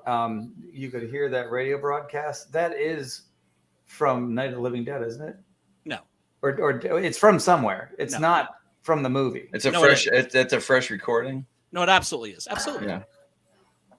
But the zombies are breaking into the studio. Yeah. Well, I mean, I that didn't sound familiar, but the build up to it did. It sounded really, really familiar, and maybe it's because I had been hearing that from this movie other places. Yes. Okay. Yes. So it's from this movie. It's from this movie. Okay, cool. That's you probably heard it in a White Zombie song. Yes. Draw an X in your head. Make him do it again. Yeah. I've seen this Fangoria poster in Suncoast back like 20 years ago when I was a kid, and I was always that's how I was remembered Zombie, and I would thumb through those Fangoria posters in Suncoast at the mall. Do you guys have Suncoast in the malls back in the day? Oh yeah, back in the day. Fucking love that store, bro. Yeah, love that store. What was the other one? Is that Camelot Music? This issue, by the way, this issue of Fangoria, I had this when I was a kid. I was a freshman in high school, and this got me into heaps of fucking trouble. I was reading this. Yeah. I was reading this because what I would do was I would bring my monster magazines and my comic books and all that shit. I would have that shit in my book bag, and I would read the shit before class. And everybody fucking ridiculed me for it, but I didn't give a fuck because I never gave a rat's ass. Yeah, exactly. Them, right? I never tried fitting in because I knew it would just be it wouldn't work. More trouble than it's worth. More trouble than and I would be giving up my soul and all the shit I loved for nothing, right? Yeah. So my teacher comes up behind me, looks down, sees this, and is like, "Go to the principal's office now." She was enraged. This is my art teacher, right? Sees this. Maybe your art teacher has no appreciation for art. Yes, and that's absolutely correct. It's a state employee, right? Right. And so she sends me to the principal's office. The principal just kind of shrugs and is just like, yeah, well, I don't know what to tell you. So they didn't know what to do with me. So they sent me to the was it a Catholic school? They would have told you to say some Hail Marys and throw. It would have been a lot easier. Would have been a lot easier. Would have been a lot easier. But no, this is like a New York suburban public high school. So they send me to the guidance counselor. And I explained, she's like, what's all this about? And I explained to her, oh, well, I love horror and fantasy and science fiction. I love cinema. I love seeing how cinema's made. I love special effects. I love seeing how the special effects are made. In other words, I have a direction in life, not like the other kids you talk to. Right. And you know what you know what this bitch says to me? But Brian, couldn't you please try and be a little more normal? Yeah. Don't you try to go fucking you want me to make a musical? Couldn't you try to please a little bit define that? Yes. I'll try. Yes. Hell, Brian. Thanks for sticking your guns, bro. Yeah, man. NORM. I'm a soldier. Why we're here now, bro. Because of that shit. Always have been. Yep. Yeah, you're right. Podcast. Yeah, well, I mean, because as Stephen King says, eyes are squishy. Yeah, they are. And when you get older, it looks like you have soup with eyes in them. Yeah, pretty much. I mean, I can't complain. I've had like 20/20 vision most of my life. Now I have to use reading glasses, but there are people that that have to wear glasses from like when they're like 3, like me. 4. Yeah. So I need to shut. I need I've been to wearing since I was 3, dude. Yeah, dude, I got a LASIK consult on the 8th of February. I cannot wait to hear anything. Sure, dude. It's like a superhuman power to have, eyes without glasses. How much is that? The shark scene. Oh yes, guys, the shark scene. Yeah. Oh yeah, and then also real quick, who's that? I gotta share this. That's the homie Brian right there. Who is that scum sucking deviant? Yeah, that's me. Like plus like 40 pounds before the Rona, before the lockdown. Is that Mike Murphy? Doesn't that usually? I heard it was very much the opposite for people in a lockdown. I know, not for me. I ended up losing a ton of weight. And I never had the Rona, but the lockdown. That's what you get for not canning. Right. But anyway, it was the local Alamo draft. the local Alamo Draft House was showing this right across the bridge in Yonkers, and so this was for a special series called Prince Prints of Darkness, and Michael Gingold from Fangoria would come in with these actual celluloid films, right, in the cans and everything like that. Yeah, now heavy. it's all digital, but the Alamo Draft House, they love cinema, and so they're kitted out for everything. And so they, I remember he came in with the cans, and they looked funky. And when we watched the movie, it was toe up. I mean, toe up. This was absolutely, I'm convinced, that had to have been a copy that was playing at a grindhouse at 42nd on 42nd Street when this first came out, and the audience went. It's fucking Zombie. Do you know what I'm saying? Yeah. When they announced that they were playing it, the audience just roared, and I was just like, "Oh, there's gonna be a good turnout for this one." And yeah, full house. They sold out tickets. But bad film quality. Yes. Yeah. Absolutely. And and if I want to watch Zombie in 4K or 2K or whatever, sure. Right? I got the DVD, I got the Blu-ray. Oh no, I understand. You're going for the experience. Brian, exactly. What was it like to see that movie? I'm sorry? Put that picture back up for a minute. What?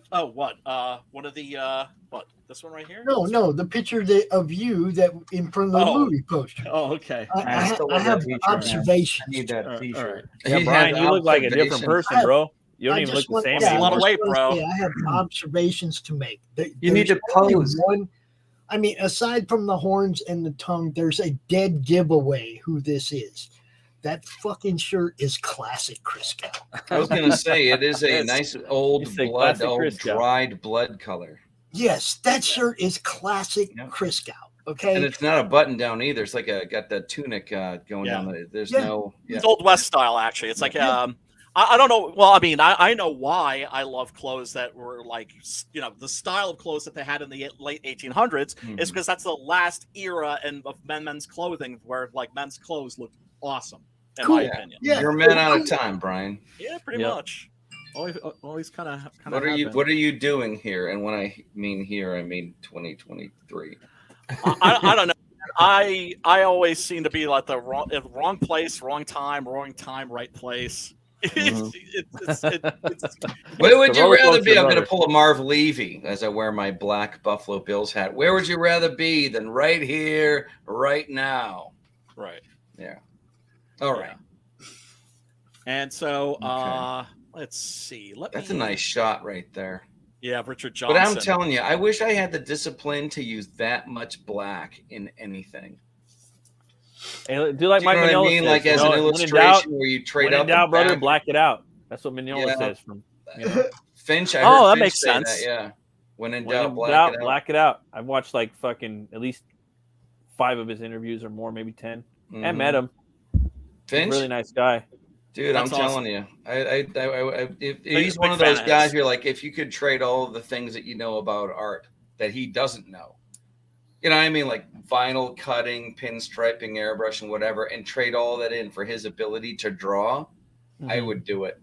Oh yeah, me in a too. heartbeat. In a heartbeat. Yeah. He, you know, like he said, just keep practicing. You know. Oh yeah, I mean, keep studying. That's what he told me. He said, keep studying anatomy. Like, all right, cool. Yeah. Nice yeah, man. Anatomy is, dude. I got so many books up there. Never-ending venture, anatomy. Oh yeah.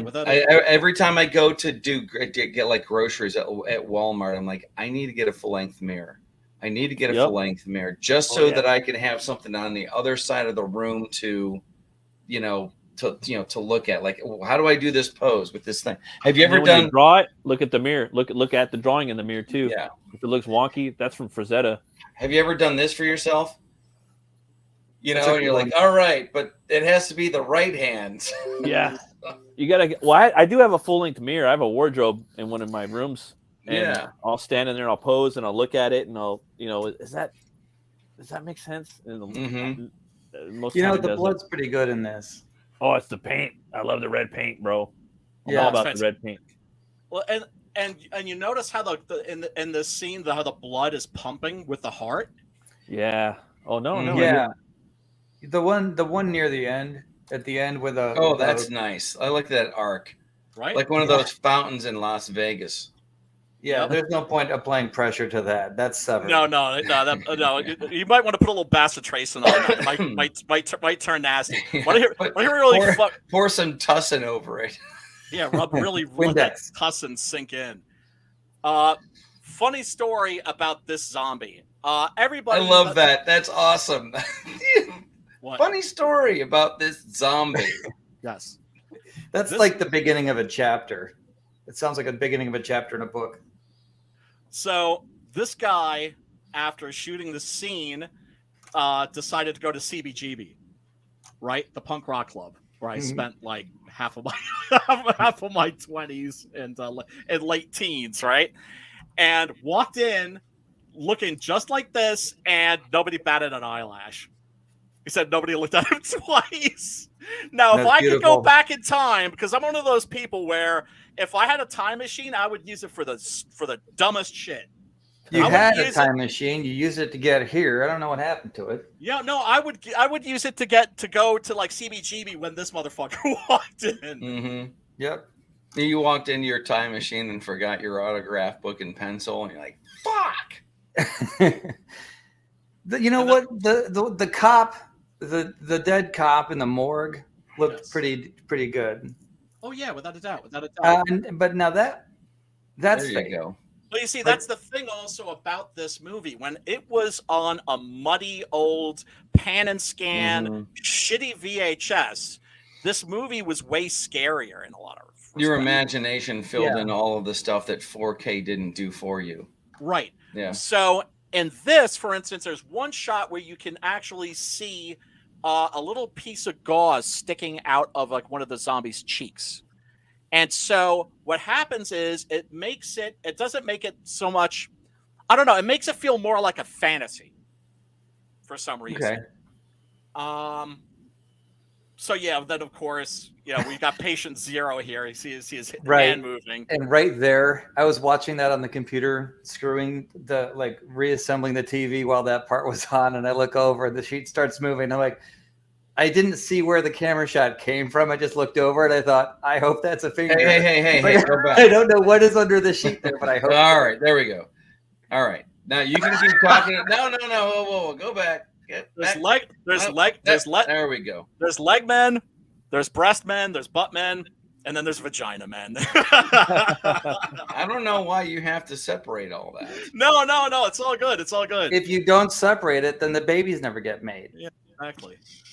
Okay, sorry, Brian. That was great, Brian. That was beautiful. Right at the end, you're like, okay, okay, right. So she's going skin diving, topless, right? Because she's a European. No biggie. They have.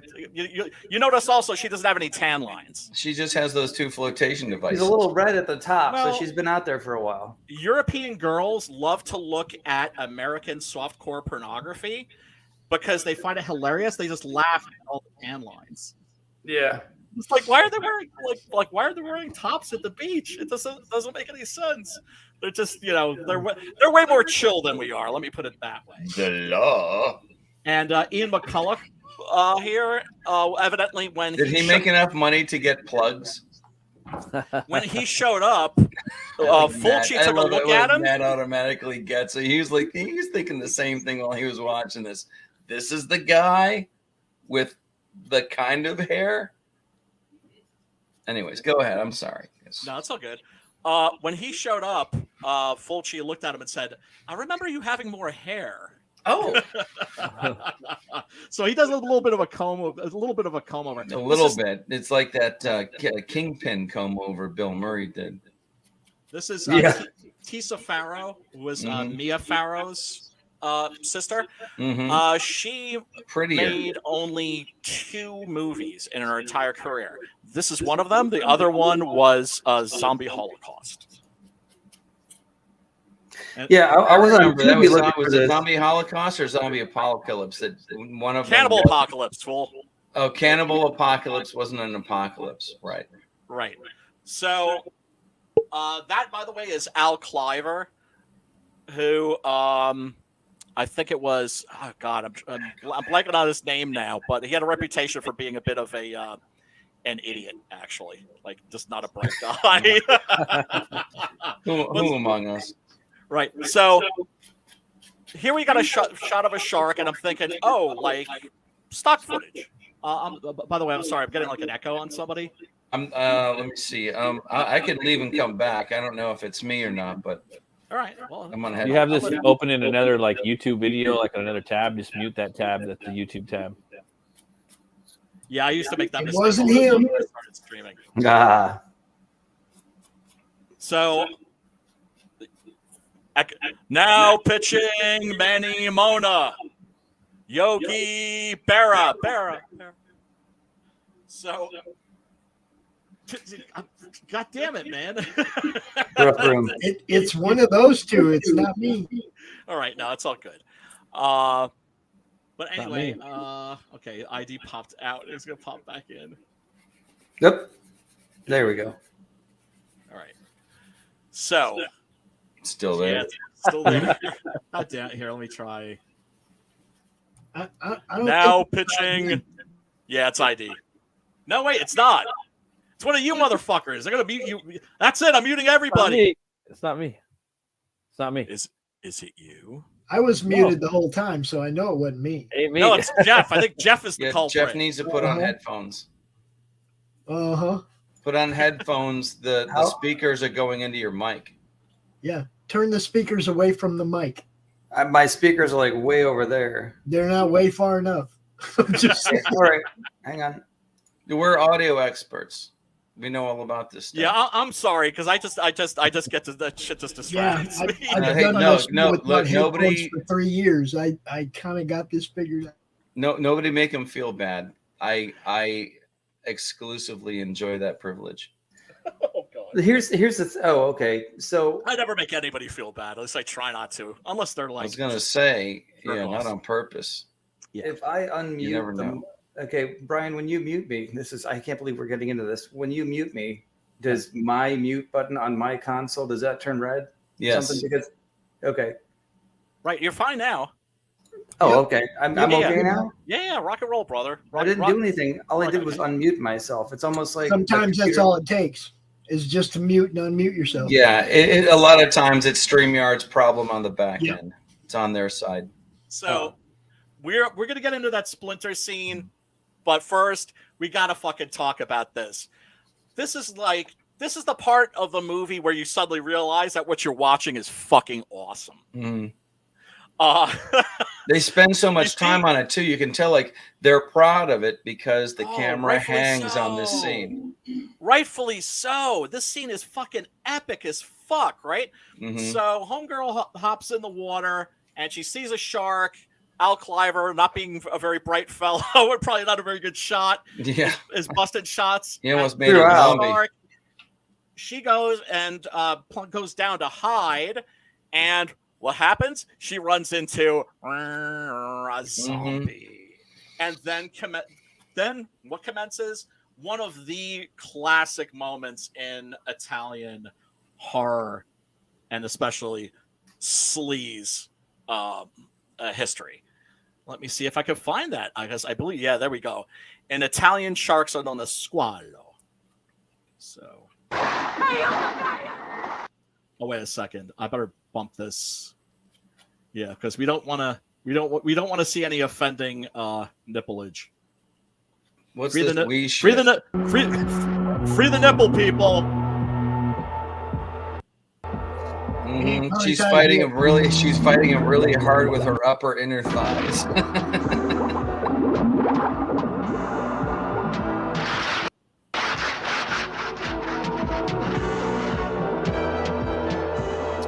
By the way, yeah, that's actually a pretty smart move there with the coral. That stuff is really sharp. It is. Because even though it's not going to hurt him, it gets in his eyes, right? Mm. Now watch what he does too, because this guy's acting is really rather good, considering that he's underwater, holding his breath. Right. Like he like pulls it out of his face and he throws it aside. He's looking at it like blah. Like, what was that? And then he's like, well, where'd she go? And it's like, okay, boy, you lost the girl, but you got the shark. Mm-hmm. This, by the way, like I said, when I first saw the shark It's footage, gonna make a zombie shark. The zombie Yeah, actually maybe. looked pretty bloated. I wonder. Zombie Sharknado. Yeah, that looks like a pregnant shark. By the way, this was used for a Microsoft Windows ad. What? Yes, I did not make that up. Why do I remember that? This was used in a TV commercial for Windows.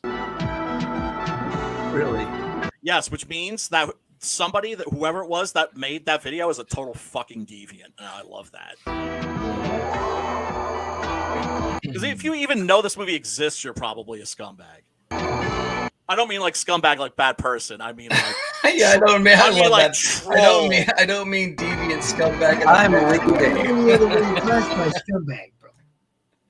Explain yourself, Mr. Kreisgau. Yeah, so I love that. That's awesome. So this guy Only somebody like Brian could say deviant scumbag. I don't mean it in a bad way No, and make it definitely sound not. so sweet. Definitely not. Hey man, I was a punk rocker back in the day. We called ourselves punks. You know Back what I'm in saying? the Dizzy. Come on. Stay in your idiot. Rubbing that shark down. I know. Nummy, nummy, num. Said nummy, num. It's fucking awesome, man. Nummy, num, num. So I this like guy, the wardrobe for that zombie. Are they trying? I mean, it's they're cool trying to if make they it look are. like he's been underwater for a while. No, I understand. I think but the makeup is wardrobe- actually coming off on its own and it just works. I think he was just shooting a porn under the water, and then he got the shark and took the bite. So the With guy the playing the mustache on. zombie is the shark ranger. He's the shark Oh trainer. yeah, right. I was hoping. Right. I mean, that's the only sense I could make of him. Like, damn, that seems dangerous. They must know each other. But if you are that guy and the shark knows you without all that makeup on, Right. doesn't Well, it? Well, here's the thing. Remember that show Wild Boys, where it was like some of the guys from Jackass, and they were like globetrotting and doing like fucking with animals they shouldn't have been fucking with. They had this guy with them named Manny, and that was a guy who was basically like Tarzan, right? So I would think if I was like an actor and I was fucking with like an animal, as long as the handler was right there to get me out of trouble, if it started, I would be like, I'd be copacetic, I think. Okay, so he's got helpers off camera, of course. Oh yeah. Oh, Absolutely. You could tell that a lot of time and care went into. Yeah, this is a big slice of the puzzle. And this is just the best. Yeah, look at this. This is You can't hate the this whole is like, fucking movie and watch the scene and be like, all right, that movie's dope as fuck. That was fuck. Yeah, when are those that's Molotov amazing. How did they get cocktails? that shot? When are those Molotov cocktails going to be as convincing as the zombie underwater?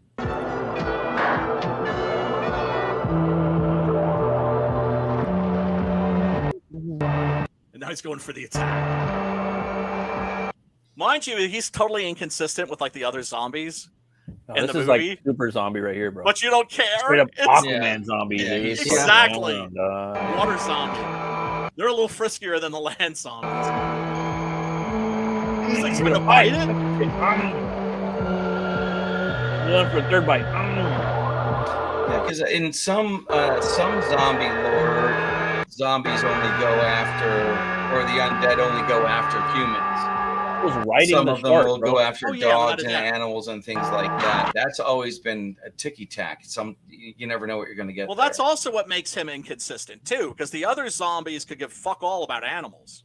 This one's got an art on it. This is Here you go. great. I love this. Yeah, Foley Right right here. I wonder what he's Yeah, gonna I mean, be dressed up for that. It sounds like somebody is like right up to a mic with a Tootsie Pop in their mouth. Aw, dog. That's just don't leave me great. hanging. What is that kind of like a worthless sound effect? Like you wouldn't hear it in space in the same way that when they do like computer title effects in a movie. You always But hear it's the same reason why you hear Computers don't make lasers that and sound. explosions in Star Wars, because it's Yeah. fucking awesome. That's Yep. why. That was the That's worst what- It's case the same of 2001 hands, paper, film. scissor I've seen. I That's what know, makes, seriously. that's what makes Hands, paper, Serenity shark, so bro. awesome. That one. A long time ago in a galaxy far, far away where you can hear things in space. Ta-da! Yeah. Right. but In would you space, they watch can't that- hear you scream, but they can hear your afterburners. Would you want to watch Star Wars with no sound in space? No. Yeah, fuck that'd be that. pretty lame, dude. Yeah. And It's- quiet at the same time. Yeah, you have to suspend your disbelief. You have to just like kick back and surrender yourself to the world of the film. Yeah, it's I I would can't have wait. I I would can't- have opted for John Williams sound effects. I can't wait. I can't wait for the day when the teenagers that are allowed to or able to can make it up into space and go, "This sucks, man. You can't hear anything up here." Yeah, right. Can't have sex in space either. Really? Yes, you can. No, you can't. Now you see, I chose my my screen caps very, very carefully. I can tell. God Look at damn. that. Beautiful. Oh, that actually made me laugh a little bit. I'm like, she's in the shower and there's like a bathroom filled with mirrors, including the shower. Mirrored tiles, 3 mirrors, angled just so. It's like, no, sweetheart, you just take a shower. We'll take care of the rest. You don't have to turn. Just keep taking a shower. Olga Carlatos, man. I'm trying to remember what other movies. Did she get top billing? I don't know, but those boobs sure did. Yeah, I mean, She's got boobs. Pretty Exactly. pretty fly. And then we come to like, yeah. Then we come to what is easily the most infamous fucking scene. And they have to the poster. They have to take the eyes out of the one woman who's got the most beautiful eyes in the movie too. Yes. Yeah. The poster that you had of this I thought was really cool. It reminded me of those Star Wars posters where, like, Tatooine come to Tatooine for vacation, get a tan, Yeah. Yep. Yeah, well, I mean, those are like modern fan posters, and Yeah. I think people make some really awesome ones. Yeah, there's a lot of creativity out there. Yeah, Tons. They can be clever. People can be clever. Absolutely. Let me see if I have video for this. If I really want to make. By the way, everybody, thank you so much for tuning in. We do appreciate you all. Smash that like button, click the subscribe, ring a ding ding dong the bell. And I appreciate you more than these other 4 guys. Yeah, most definitely. +1, plus infinity, no take backs. Yep. I got Like that inspired by that scene, dude. stupid- For my comic today, I was drawing a scene where some dude's grabbing a dude by his head, and the dude has a horned helmet. So there's this big, like, hulking character, and he's grabbing the guy with the horned helmet. The dude with the horned helmet, his horn goes into his knee, and he just squishes him up like a ball. Oh yeah. And so that he sounds metal. pins him. Yeah. Now, do you see what I mean when I say, like, when I talk about creative theft? It's like something inspires you. You don't lift it whole cloth. Yeah. You do something else with it. You're It's- not like yeah. Quentin It's Tarantino. My not problem theft. with him is that he just takes bits and pieces of other people's movies and sews them together and makes like a Frankenstein monster. But Art- the tension art is begat before art he begat did it. You art know what I mean? begat art. Yeah. I put like the horn like right next to the knee. You know what I mean? So he's got him right that's here in nice. one, then he's like right there next to the knee, and then crunch. I'm so looking forward. I'm so looking forward to that series. Frank, have you have you posted any shit from that, teasing it Just or little, anything like just little stuff I'm trying to do every Monday. Just little panels. I can't post too much because it'll start giving a bunch of stuff away. But right now I'm working on a lot of fight scenes right now, just tons of fight scenes. But yeah, Matt's working on something that I think is going to be really, really dope. It's just going to take a while to get to you. This is not a but that's Butcher because thing, he this also is wants something to. else. He also wants to do it right. So, right here we got the actress, Splinter, actress, and then then we have. You're not showing it right now. There we go. Yes. Yeah, Yeah, I was looking then at we have that the too. Special effect. I was looking It's- at that too. Like, where's the actress? Where's the actress? As I was watching the movie, like, all right, there's the dummy, because it was coming in slow. I liked and I also, I mean, she was doing a lot of acting with her face, obviously. Yes. And the reason I kind of picked up on that is because she didn't seem to be freaking out as much about having to barricade herself in. Right. You know, she was struggling. She was having a hard time keeping the zombie out, but she was having an equally hard time trying to move that small piece of furniture, which must have been built out of solid oak because it was hard to move that piece of furniture. And Sarah was sitting right here next to me while she's like relaxing against the door, and she's like, "Sure, just keep." And she's like, "I like how the scene is shot with just enough space on the left side of her head for something to come through, and right then the wood splits open." That's Italian horror for you. Yeah, that's Italian horror from this period. They were very, very stylish, and a lot of these scenes were very stylized in a very, very deliberate way, in a very sort of theatrical way that very much embodies a certain Italian aesthetic. What's up, Frankie? Oh, Yo, Frankie in the chat. What up, Frankie? Yeah, he's got a point too. Speaking of Italians, he's got a speaking point. of Italians and Italian horror movies. Yeah, Frankie knows. It reminds me of Dana Gould talking about how aliens have mastered the traveling through time and space, but they still can't figure out the human rectum. Yep. Yeah, no, I know. They seem to have a little bit of an anal fixation, shall we say? Can I say that on YouTube still? The anal cavity eludes us. That's what he said. I'm telling you, you have to put European lilts on it. Like you have to say things like rapé and fagot. You just got to figure out the other way to say it so that the or you have to say allegedly or in Minecraft. There's that as well. Did you see that First Lady Minecraft dress the other day? No. Good Lord. I did literally. She did literally look like she got the dress from Minecraft. Oh my God. Oh, that sounds brutal. It is bad. But by the way, real quick, I should let you know that Stephen Romano, who is definitely a fucking deviant, check this out, has a comic book label called Ebon Press. He bought the license, the comic book licensing to all of the, not all of, but the Fulci movies that matter. And he's done comic books of them. And he also did a comic book adaptation of Maniac, which I have. His art is... These comics are absolutely fantastic. You're going to pay. Do you know what I'm saying? Mm-hmm. Definitely on the pricey side. But boy, you absolutely get your money's worth. He did... I think he also has a House by the Cemetery comic that he's doing. I'm waiting for the trade paperbacks, of course. So that's why I never get mad at all the people that are on the last. My previous two campaigns didn't back because they were like waiting for the trade paperback. I was like, I totally get it, but fuck you anyway. No, but yeah, check out what this dude's doing. What are you doing on my father's boat? Yes. Fulci comics are a thing. Cool. I fucking love it. I've already told you. My name's West. I'm on the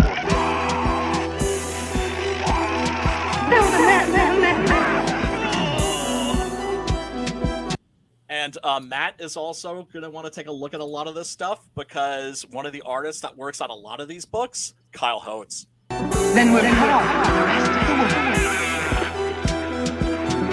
I don't believe in voodoo. Voodoo is just plain superstitious horseshit. I love this artist, dude. He's so good. Fantastic, right? All the Ebon Press stuff. All the Ebon Press. Those highlights are sweet. Mm-hmm. Yes. Yeah, the texture is really well done. All of the Ebon, like I said, all the Ebon It's got so many dimensions. I mean, that one spot right there. What do we do now? So much dimension to it. Mm-hmm. The boat can leave now. Tell crew. He did black and white versions of these comics back like 20 years ago. How do you even manage that? I mean, like black and white when red is such a vital color to something like that, you know? Yeah, the paint. Yes. Yeah. The comics, since he's been able to produce his shit in color.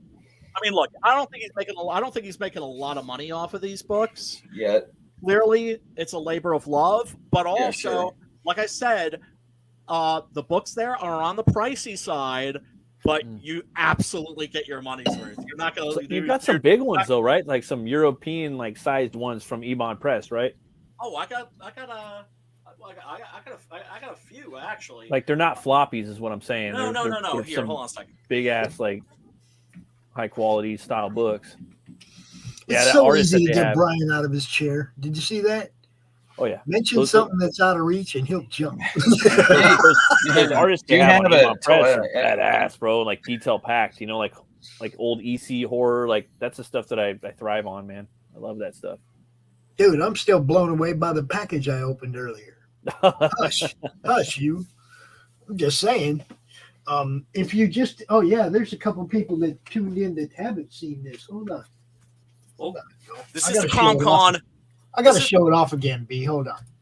Because Frankie wasn't here. I don't know if Shadow was here. Yeah, baby. Look at that. Yeah, man. Yeah, the chair was spinning. Yeah. Look at that. Is that badass? What? Matt's killing it, man. Matt's killing it. 1 hour. 1 hour. And you know, and here's the thing. Matt's a fucking super cool guy, righteous brother, and that's why it's great seeing him leveling up. Because if he was a scumbag, he was leveling up and like, scumbag.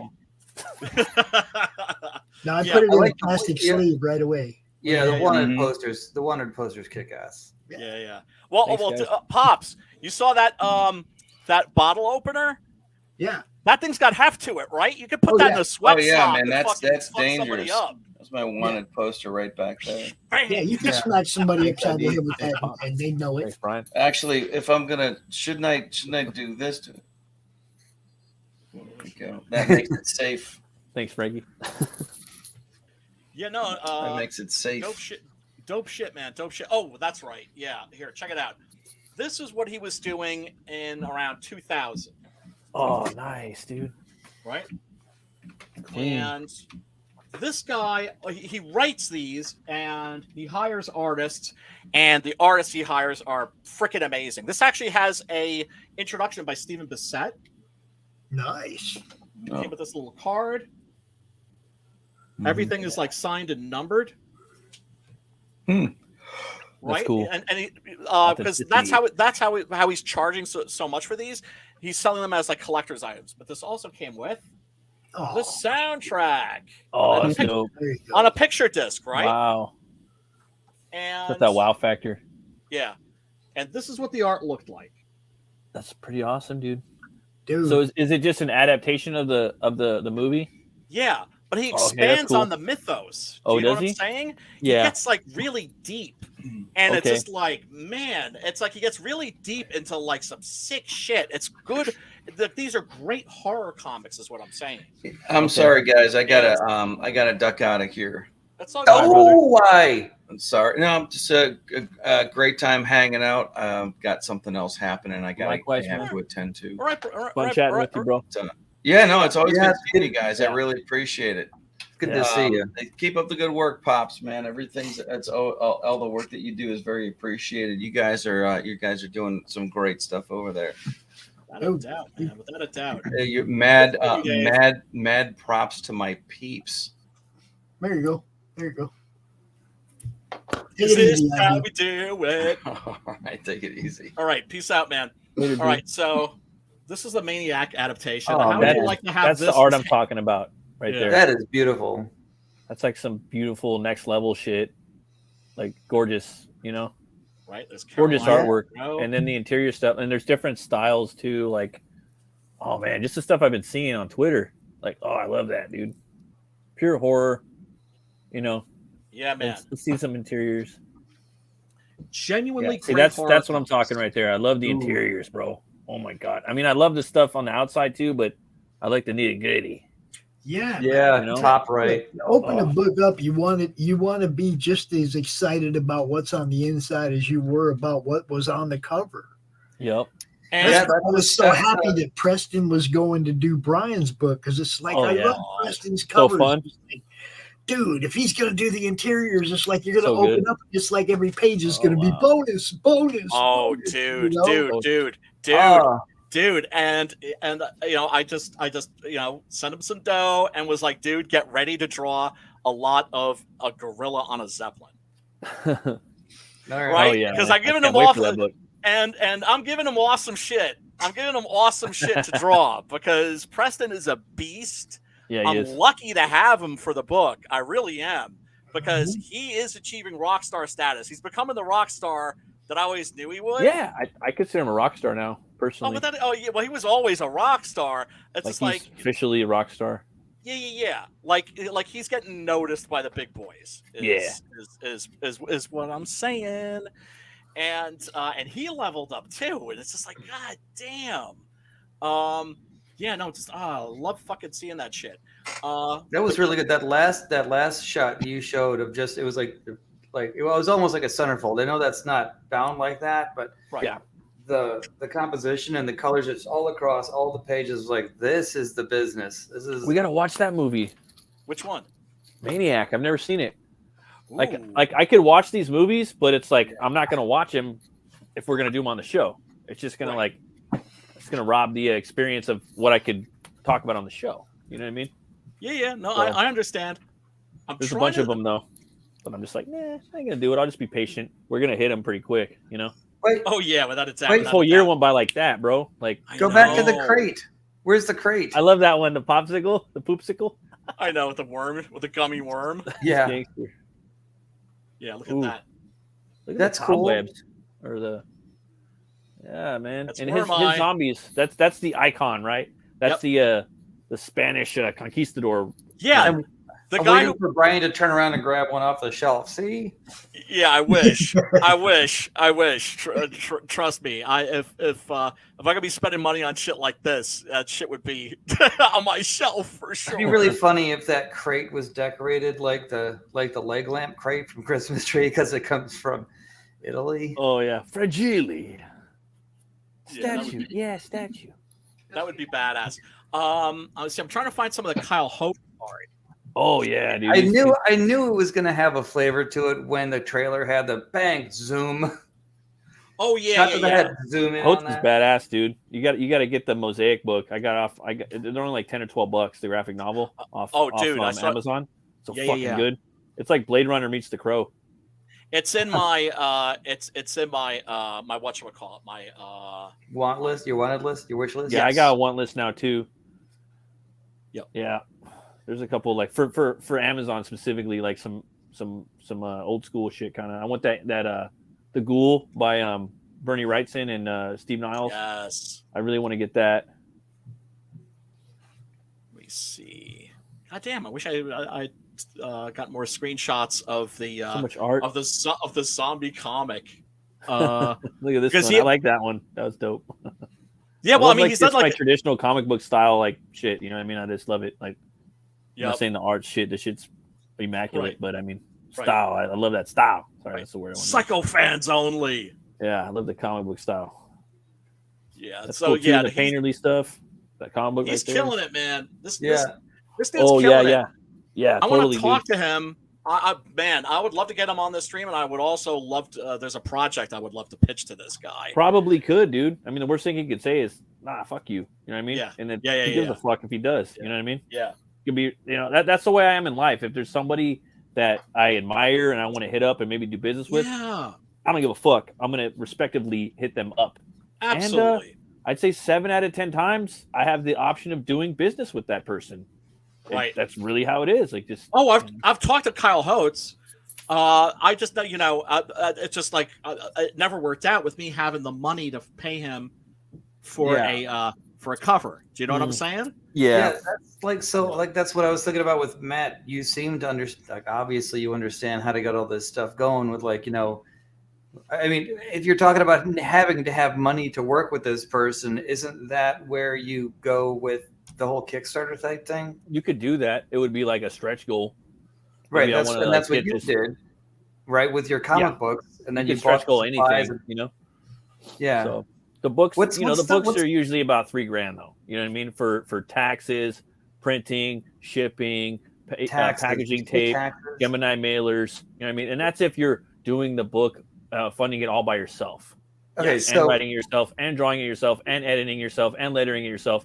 That's if you're doing that and paying for everything before you crowdfund. You're just breaking, so you're almost breaking even with three grand.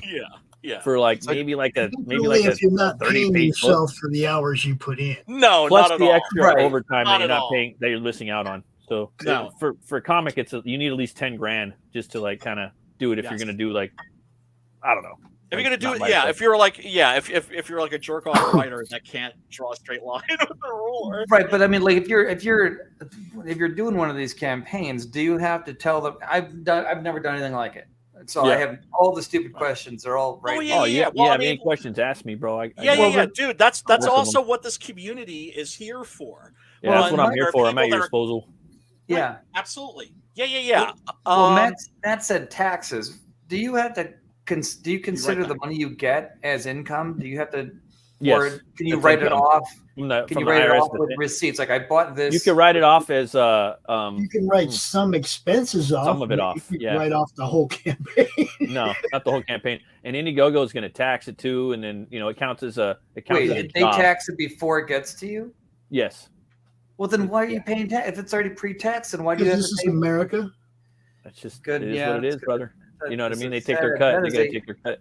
It's a sad truth. I mean, you're using their platform, which is growing by the hour, and they're going to tax it. But I mean, like right now, it's a different topic about the shadow banning and whatnot. They didn't used to do that anymore. Now they fucking cockgate you. So you have to pay for the unblocking of the cock block. So they'll probably put you, on like a main page or something like that. But that's just now. Like, I don't know how it's going to be in a couple of years. Prior to that, though, you'd be on the main page like, hey, you got Cyberfrog right here. You got Butch Cleaver right there. We're all doing. People go to the main page. You'll see your name right there. Now it's not like that anymore. You're not even going to populate. Not even Ethan's homies are going to populate on the main page now. They're getting shadow cocked. It's horrible, dude.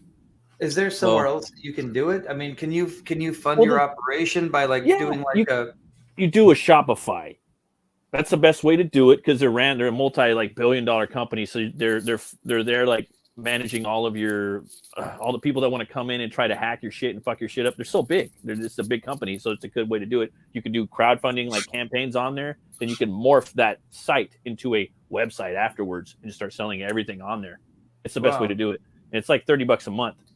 So as long as you're producing about $40 worth of comics or posters or T-shirts or what have you on that site a month, it's paying for it. Or if you want to just pay for it, you got the money to pay for it and keep it up all the time, which is dope as fuck too. That's the best way to do it. If you're doing everything by yourself, I think that's a good investment. When you're legit, you're on Shopify, and it's a pretty big trusted company. I think that's the way to go right now. If I was to do it, I would try to do that. But again, Kickstarter and Indiegogo, that's where a lot of people are doing their stuff. People that go to look for comics, they're the ones that are buying most of the books. They don't really. Some of them think about it, but I'm guessing a lot of them don't really give a fuck. They're there to buy comics. They're not really there for the politics. They're not going to do deep diving on the politics every week and seeing what's trending and what's not trending on the politics. Yeah. They're there to see where's the fucking books at. So they're going to go to Kickstarter. They're going to go to Indiegogo, and they're going to look for the books, and they're going to back them. Most people back floppies on Kickstarter. Most people back graphic novels like 52 pages on Indiegogo. So okay. And people are looking on those sites more, dude. They're not going to just be all up on Shopify looking for you. You know what I mean? You'd have to be on YouTube like, hey, I'm fucking a combo creator. I got stuff I'm doing. Check out my book. This is my Shopify. Indiegogo and Kickstarter, they might browse through the comic section, where and your book is. might populate on there. So as long as you're out there marketing and you're out there promoting where your book is, it doesn't matter where it is. That's what Pops is saying. That's the main thing. If you're out here, like I hate to say it, but if you're out here every fucking night promoting, people are going to see you. Hey, if your book is, you gotta, if your book, the only way to get your book was for people to email you, I can still come out here and tell people how to get your book. Yeah. The best thing is to be on here. Pops is 100% right. It's to be on your show. Like the best thing is to be out here doing your show, doing other shows, just being out here talking. You know what I mean? Mm-hmm. And if you're kind of somewhat entertaining, that's fucking awesome. You know what I mean? If people knowing who you are, that's cool. They can trust you. They know your personality. Yep. They know who you are. They can kind of know that we fucking level with fulfill. you. They can human with you. They know you fulfill. You know you're a real person. Then they're going to come in. They're going to probably maybe put some money up to you. You know what I mean? Yeah. Well, that's what I was asking They about. get personally invested. They get personally invested in your success. And people are on YouTube. Like, this is my opinion. They're not on fucking that much other stuff that are buying comics at the moment. They're on fucking YouTube. They're not on fucking all the other stuff. I mean, TikTok, it's fucking kids and maybe manga and stuff. Yeah, we have no business people being are on fucking there. YouTube, dude. That's where people are at for the most part that are buying these things. Yeah, and I'm not necessarily looking to sell anything, but I was just, I was wondering from like a standpoint, like if you guys changed up your thing to where you were doing stuff live and actually producing the comic book under a camera on Patreon, do you think that would help? Yeah, sure, that would always help. I've always thought that's Patreon a cool is idea. the same. It's the same thing. Look, it doesn't matter Preston where was you thinking of put doing it. that. It doesn't matter where you put it. We can do that wherever it is. Patreon, it doesn't matter where. Yeah. We can promote that link to your product no matter where it is. Yep. You see what I'm saying? Right there in that banner, we can put the link to your stuff. Over there in the chat, we put the link to your stuff. We talk about it for a couple hours, and then you go to the next show and you tell that audience about it. And it doesn't matter where you're at. It doesn't matter if you're on Kickstarter or Zoop or wherever your book is, it can be promoted. Yeah, you're just planting billboards. But I will say about Patreon, do it, man. That's a job. So that you're going to want at least 1,000 customers that are buying from you. Okay, right. That's what I was saying. Like some of the people that I see on YouTube. Feat. Then you could, and then you have to, then you have to give them a job. You have to provide them exclusive content. And the other thing is, the other thing I want to say is, it doesn't do you any good to go out on 15 shows if you're in front of the same audience. Correct. 100%. You've got to go out to other audiences. Anywhere You've you got can to break these fucking barriers, man, and build your audience. 100%. Your audience, not the problem. The problem with that is that some people have a problem with that. That's their problem, though. You're trying to sell. Well, books. they make it your problem. Like, but you're trying to sell books, right? You're trying to sell books. You want to be seen every place you can be seen. The whole fucking planet. Can't keep up. I can't keep up with who's mad at who. Do you know what I'm saying? That's why you just ignore all that and go on and be seen wherever you can be seen. But then you got Whisper Networks fucking talking shit about you and people running gay ops on you and shit like that. That's the problem. So, Brian, what's the ultimate consequence? And I'm only asking because it seems like you've got a people fucking with you. That's still what I'm saying. Yeah, though, because the thing is we came over here. We came to find a place that was free of cancel culture, free of Whisper Networks, free of blacklists, and we got all that shit. And what I'm saying though is, like I said, you can go on 15 shows. If they all have the same audience, you went on 15 shows for no reason. You could have went on one. You have to go on shows that have different audiences. You got to go expand your network. So, for example, you go on a wrestling show, you go on a metal show, you go on a fucking cryptid show, you go on a fucking horror show. Gotta go everywhere, man. So you're breaking all that. You might get one new person, maybe 1,000. You know what I mean? Right. You got to expand that, and you got to find something that you connect with on a show. Yeah. Oh, I connect with wrestling. I connect with cryptid. Your audience. I connect with horror that you love, and you can passionately get behind 100%. You could talk about that passionately, and you want to be on that show. And then you might get people that kind of connect with you. You might not. That's one of the things I keep thinking I'm not talking at anybody. I'm just doing stuff. I'm not saying, hey, welcome back. And it's me. That's my face. It's just, here's the next. It's always a faceless voice going, welcome back. This is what we were doing last time. And then it's just clips of me doing stuff. So I'm not actually connecting. Every time I say, don't forget to click like and subscribe or whatever like that, it's always just like a screen. So it's pretty separate. Dude, what you need to do, like I was very stiff on my first couple of streams, and first like dozen or so streams, right? And the way I learned to loosen up was just to cease to give a fuck. Yeah, you can't give a fuck. Once you cease to give a fuck, you can actually just relax and actually sometimes even have fun. Yeah, I'm kind of learning how to do that at work. Because there's careful. Make sure you got your second job lined up. Well, there's a. Dude, I've never been happier. Yeah. I don't give a fuck, and I have never been happier. Frankie, Yeah, the only thing that's I'm awesome. going to say about that is if Congrats. I like somebody's book, nobody else is going to tell me whether I'm buying book 2 or not. Yep. Right. And don't Hell. tell me who I That's- can yeah. and can't hang out with. And Yeah, whose that's show I that's a big can thing too. and can't go on. Yeah. Right? We're trying to reach as many people as possible. The You're all biggest trying to make obstacle money, we right? face is exposure. Yeah. Just I people have- knowing that we exist. Right. I left Star Citizen a long time ago because Oh my they've been in God. development hell forever. I but know. but the game keeps getting better, and I'm like, I don't care. It's never coming out. It's never coming out because it's never going to get done. It's just not in the nature. They are always going to be expanding. The map of the universe that they put in front of themselves is like, you guys are never going to get that far. It's always going to be under development. Chris The only Roberts, thing right? I wish they would do is make it playable and then work on stuff from behind. Don't keep rearranging stuff and making false promises. If you guys need to make money, then you need to put something on the shelf. Like, so what Frankie was saying was, the Whisper Networks hurt your original audience. I am the member of the original audience. I don't want to be any part of Star Citizen anymore. Right. But that's not because the whispers weren't true. There are still people that like it and will pay for it and have like gone into debt buying these spaceships. It's just like, it's just not for me. How But- much money did they get out of that scam? Because that's what it pretty much is at this point. It's still going. I mean, I've got insane. Well, there's this, a this is where right. I want to be real clear about this. Okay, in the role of an influencer, which is a word I won't let people attach to me, but there's other people out there that attach that to themselves. Sure. Okay, those people have an obligation. If you want to be called an influencer, then your job is to influence people to buy books, not influence people not to buy books, especially in the indie community. Okay, Yeah, it's I a hard, get it. You it's hard know, already. It's a dying Marvel and genre DC, and they suck. You talk shit about them. I get industry, that. dude. You don't do that to the Yep. indie people, man. No, I don't agree with that, dude. I mean, you can talk your shit all you want, but like you taking money out of people's hands, fuck you. You know what I mean? That's just bullshit. Yeah. You're gonna go bash Exactly. their book. You're gonna fucking take down their channel. Fuck you. That shouldn't Exactly. happen. You gotta. If anything, just if you like something you like about it, cool. Talk about it.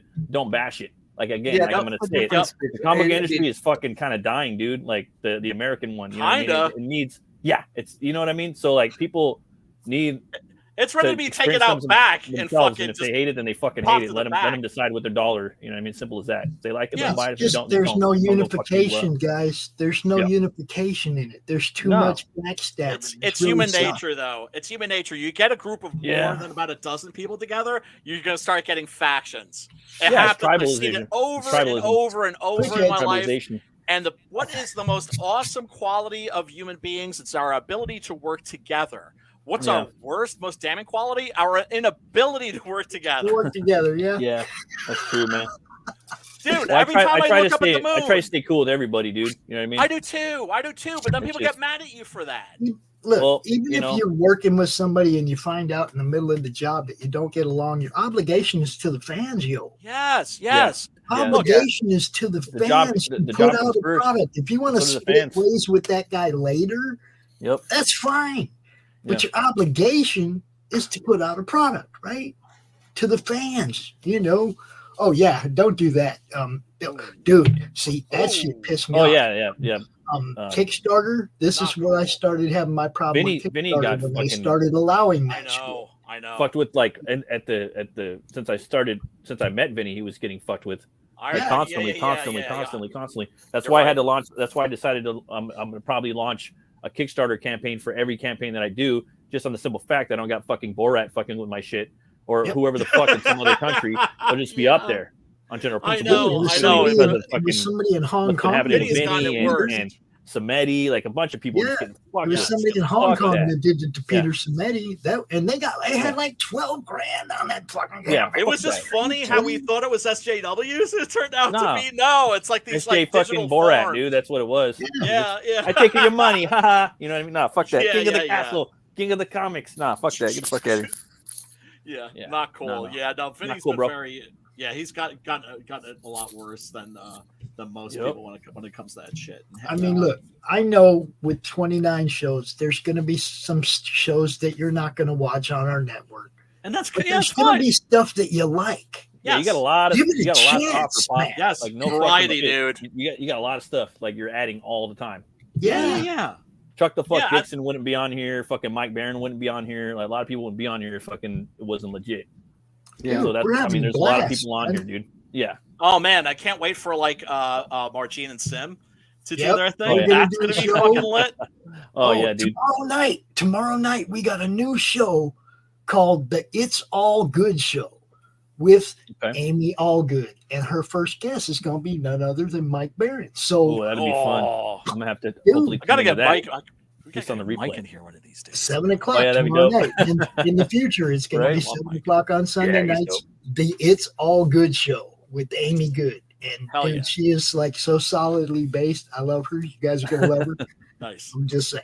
Nice. Hey man, that's the thing. It's like we spread awareness to other people's fans, and then like our Yeah. fans become aware of their fans, blah blah blah. You know, so on and so on and Yeah. so forth, and it just fucking spreads like a fucking virus. That's what Yeah. what we need, man.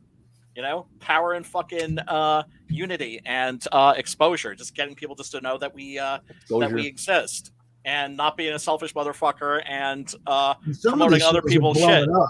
Look, some of these shows are blowing up. Lori's on Tuesday morning. Yeah. We had like over 80 views Tuesday, and we had to take it down because she had accidentally doxed herself. Oh That snap! happens So we had sometimes. to take it down and edit like 30 seconds out and then put it back Yeah. up, right?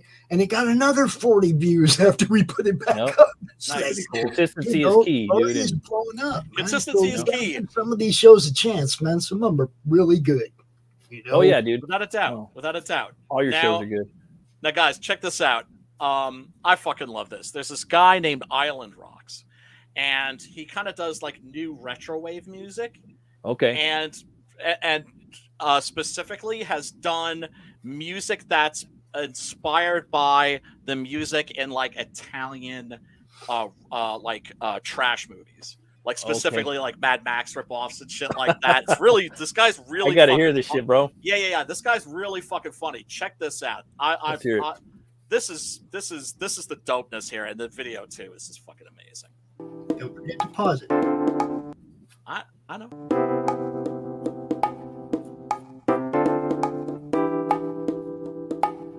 Nice little Caribbean beat, Yeah, I'm jiving. and then Oh, boom.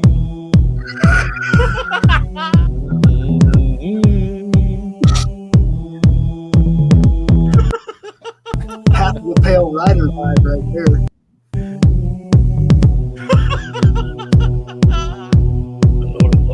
Now you see, if I ever run into this guy in real life, he's getting a hug. Hug a zombie today. That's good. Oh wait a second, I think there might be some. I have to be careful.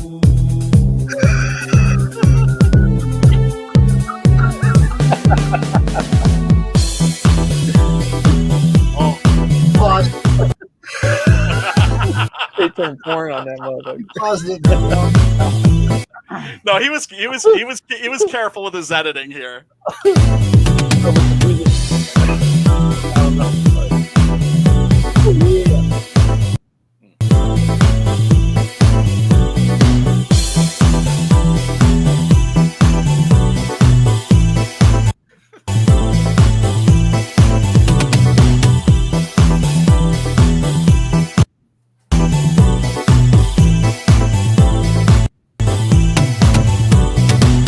Oh yeah.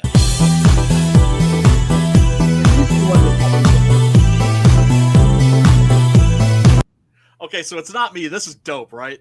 Oh yeah, no.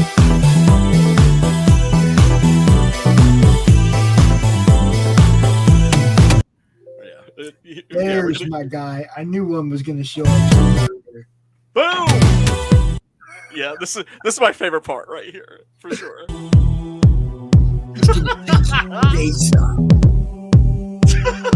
Yeah, man. Get a rip your face Splat.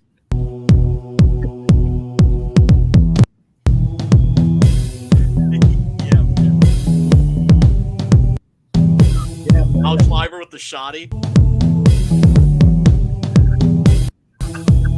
Nothing that was a full age.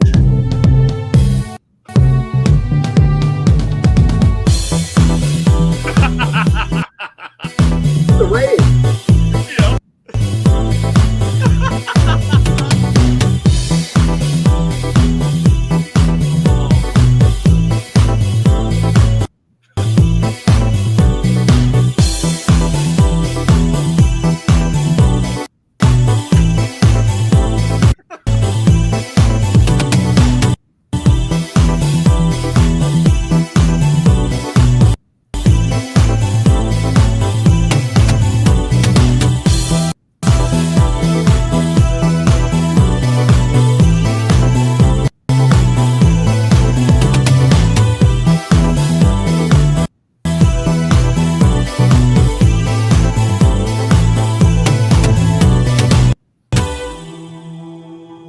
Then pauses a little longer.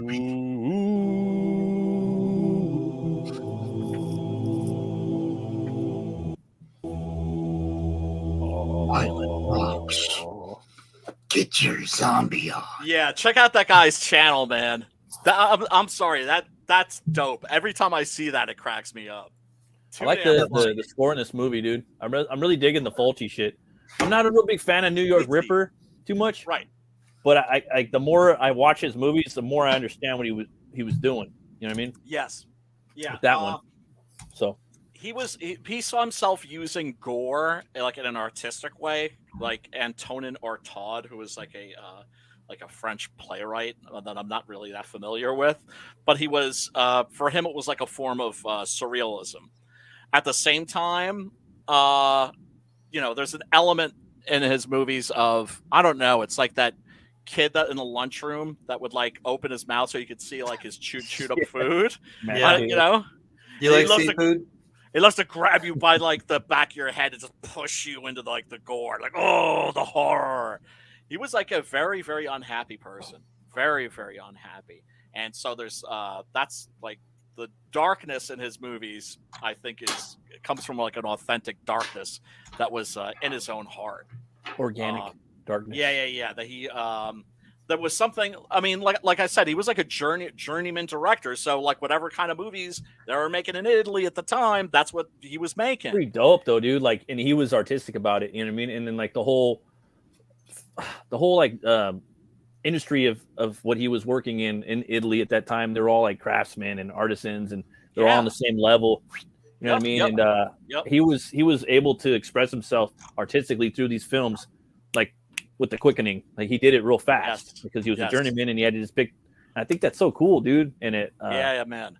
Also speaks volumes, I think, about when you're creating, in my humble opinion, that whether it be like music or art or writing or comics, that what you kind of go with in the beginning from your gut, like that's where it's got to be. Like even with like the pencils, like there's more fluidity in there, and kind of relating to him, it's like he's picking these stories and he's doing them really fast. You know what I mean? And they're just coming out fucking bangers and slapping. You know what I mean? Right. So, it's absolute pulp shit. It's absolute, it's but like I said, the fact that they made these movies so quick. That's what I mean. And that they turned out so good is really kind of astounding. It's astounding, but at the same time, like they were smart at their job and they knew what they were doing. And it also, I think, goes to really solid, like, well, I mean, it's professionalism. They know what they want. They know how to do it quickly because of their craft and how good they are professionally at their craft. But it also, because like some art stuff, dude, like in music and things like that, you just do it. You know what I mean? Like once you know it sounds good, boom, cut it. Like just fucking do it. Like don't spend too much time on it. You know what I mean? Like don't overthink it. You know, don't overthink it. Don't overthink it. I think he was overthinking shit. I think no. He wasn't reinventing knew what he was the doing, wheel. and he was just like boom, boom, boom, boom, boom. You know, get it done, scoot it, boot it, hit it and quit it. You know. Yep. Cut the check. And as silly as this movie is, it has a real sense of dread. There's real fear in this. In this. Now, the film that he did that I think is the scariest is House by the Cemetery. Oh, I got to see that one. For me, it was The Beyond. I thought that movie was terrifying, and it was just the feeling it gave for me from watching it. Like the movie. That was, for me, that I mean that I guess that was the most terrifying part about it, was just like the feeling I got from it. But yeah, dude, like the ending was scary. The whole world of Louisiana, the way he built it, and that underground like demonic entity down there, and the whole it had a whole lore and it had history with it and weight. That movie and a was totally scary, unique vision of hell too. Yeah, and I'm gonna have very to look at it now, man. Matt, the way he's describing it, I'm like, all right, man, I gotta check it out. Oh, by all means. Like I said, I think Zombie is like a good entryway for people that aren't familiar with Fulci's work. Matt thinks that like fuck it, push him right into the deep end with the Beyond, right? Well, I'm recommending that movie. Like I tell people at work, like my new job, I'm like, hey, you gotta like there's some horror heads, there's some metal heads. I'm like, oh, okay.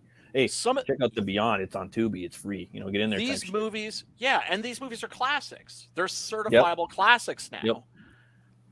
As much as like back in the day when I was a kid and these first came out, and I just thought that these were just like real greasy, slimy trash.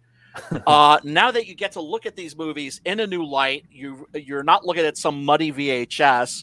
You're seeing like beautiful prints of these films. It's like oh my god, like these are genuinely good. Yeah, and there's a lot of thought that goes behind them too. Like, I don't know, like maybe people that aren't really into the genre, or maybe like just a kid like listening to his mom. There's like, oh, that's smut horror trash. You don't want to look at that, but then looking at it as a fucking maybe under an artistic lens, you might notice a lot of things that are behind this and going into it, specifically with the Fulci movies, in my humble opinion. Absolutely. There is a definite depth there. Another one that you're going to want to check out is City of the Living Dead. The only thing that's fucked up, part of which was actually shot like not too far from where I live. There's actually a little stretch of road where there's a motel, and that motel is still there. And me and my friend Chris went there recently, and we're just like hanging out in the. You guys are fucking crazy, dog. I wouldn't do that shit. I get scared when I see raccoons crawling out of my sewer out in front of my house. I'm like, ooh, they're kind of getting up on my ass. There's like 3 motherfuckers. I got friends that go on ghost hunting expeditions and shit. They're legit, dude, they do it with legit organizations. I can't get none of them to take me along because they know I'm just gonna go out there and be fuck that ghost. Oh man, no, I'm like the opposite way. I've already had my experience. That's why I'm like I don't want a Ouija board anywhere. I've had my experiences. I think that there's a lot of shit out there, dude. My thing I do is too. this. Away from it, dude. I do too. Yeah. And you have to respect it the way that you respect fire or a gun. Hold up. These fuckers got to respect me. I'm going to die sometime too. Yeah. Hey, that's a good one. That's how That's a really good way to look at it. An image, that kind of shit. that goes on a shirt, Pops. But here's the thing. There's probably shit out there other than ghosts. That's okay. I'm gonna die and have to I'm gonna have to deal with that shit too, right? Well, you know what's going on now? You know what they're saying now? Like there's a new one now. So I don't want to get canceled or whatever by the government, go ahead. There's this thing going around now where there's fucking giants everywhere, and the governments are hiding giants all over the fucking world. There's videos popping up all over TikTok, and they're saying the whole reason we went over there to fucking get oil and fight with all fucking during the 90s with the Bushes and all that shit was to go over there and get the fucking DNA from Iraq from the Nephilim, so we could come back and fucking clone those motherfuckers, the Nephilim DNA, the giant DNA, and that's the whole reason why we've ever been over there. That's really awesome. That's a great call. I love that. A couple of the videos. Yeah, showed me one. He's like, "What do you think, Dad?" I'm like, "Who the fuck knows?" Pops is like fucking Batman, dude. He knows a little bit about everything, dude. And he stays up on his shit more than you can ask Pops about like almost anything, and he's got a little know about it, like current too. I'm not talking like old school shit. I'm talking like new shit. Pop knows a little bit about it. It's just my son keeps me up on the stuff that his generation would be interested in, or what and it's like, and I'm all over, conspiracy. I'm all over conspiracy theories. Tinfoil hats turn into golden crowns way too fucking often. They really do. Especially man. this one. I have a Kind of fucking conspiracy. scary. What's that? I have a conspiracy. Oh, you're running a conspiracy, or you? No, have I'm not running one. Theory? It's a conspiracy that has yet to become a theory. Well, the term conspiracy theory also, it's worth pointing out, is in and of itself a psyop. Mm-hmm. Oh, right, because it's the same reason. It's just about. I know exactly what you're talking about. They call it that so that it'll be distasteful. Credited. discredit it. Right. Dave Chappelle, I loved what he had to say about it when he was on Actor Studio, inside the Actor Studio or something like that with James Lipton. He said, he goes, why do you think all this? He goes, it's dismissive. It's insulting when you call someone a conspiracy theorist or when you call them crazy. They're not crazy. They're strong. That's why they're being picked on. Yep. My conspiracy, and Dave knows about this one. My conspiracy theory is that dispensationalism is something that's meant to perpetuate fear in the in Christianity, so that we keep promoting and supporting war efforts in the Middle East instead of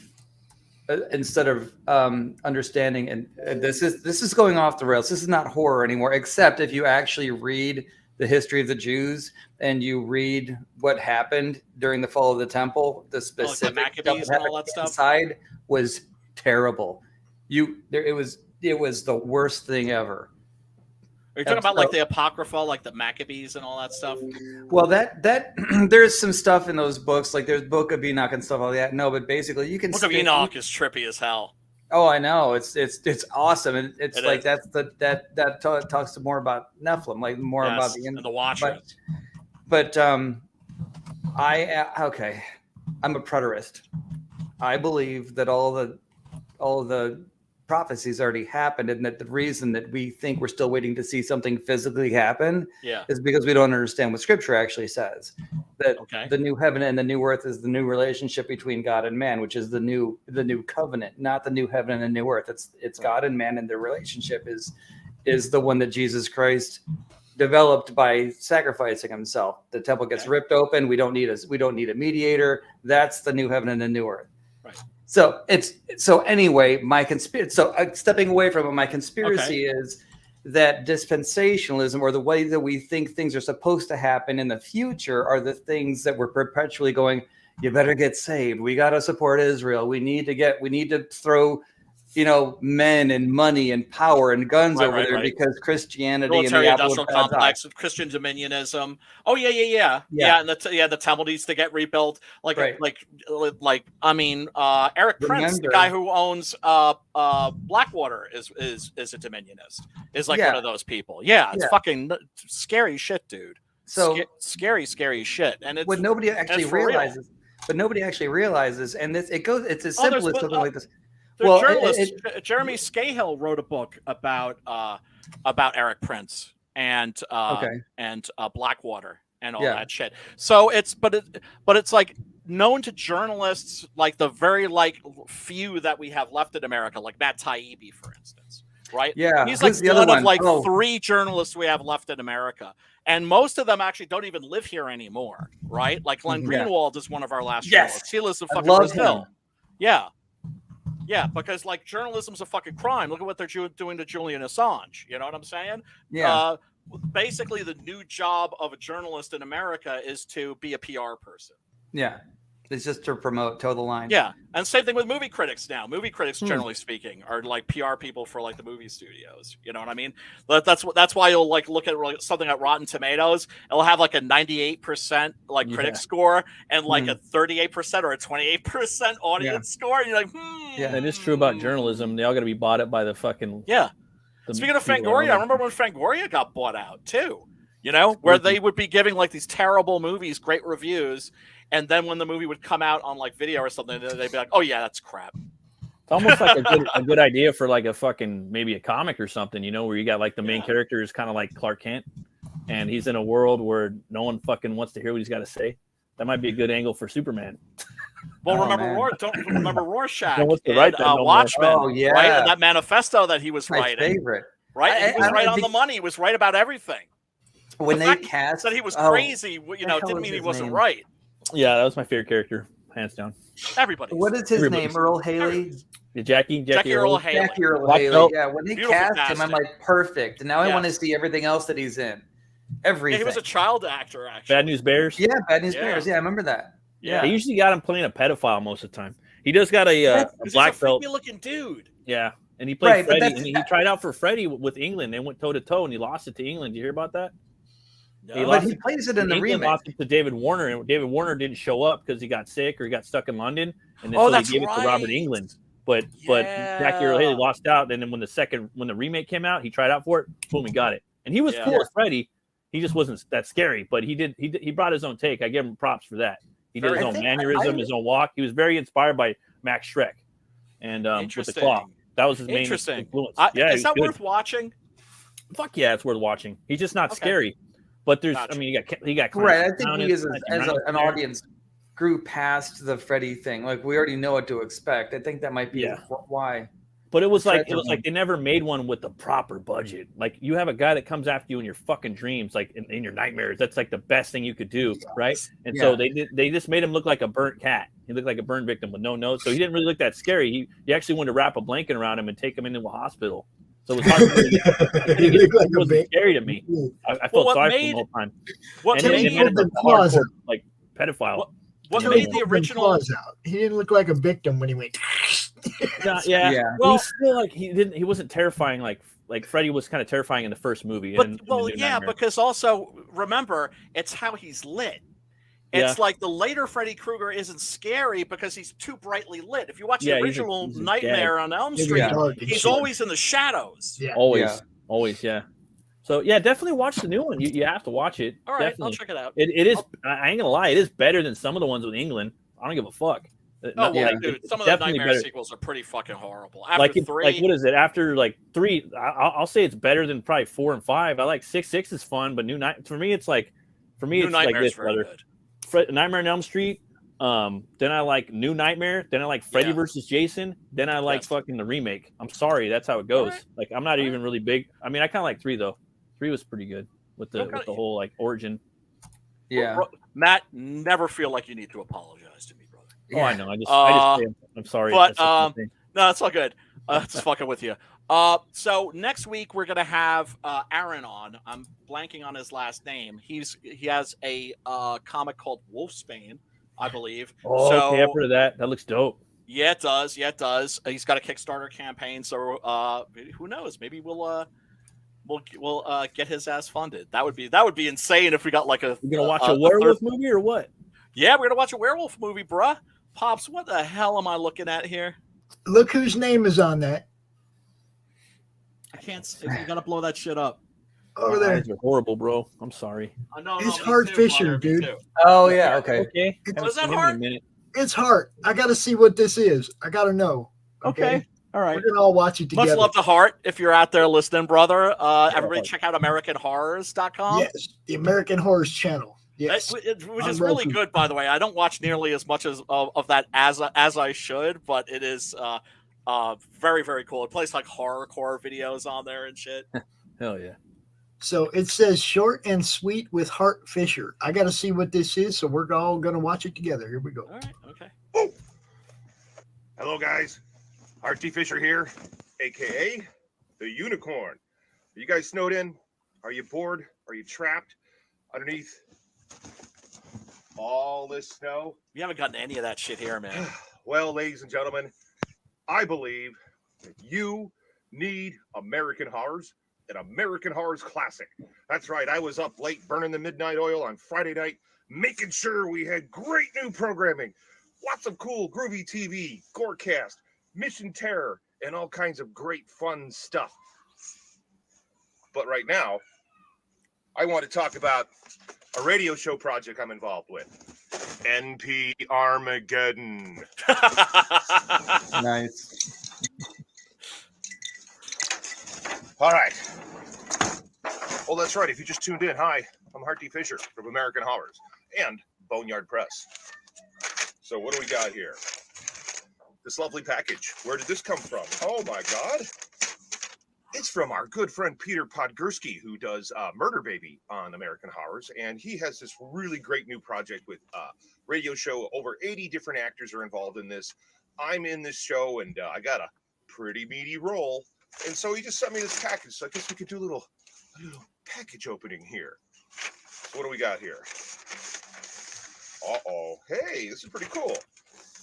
All right. Don't drop it. Nifty little flyer. Not sure if you're going to be able to see that for MP Armageddon.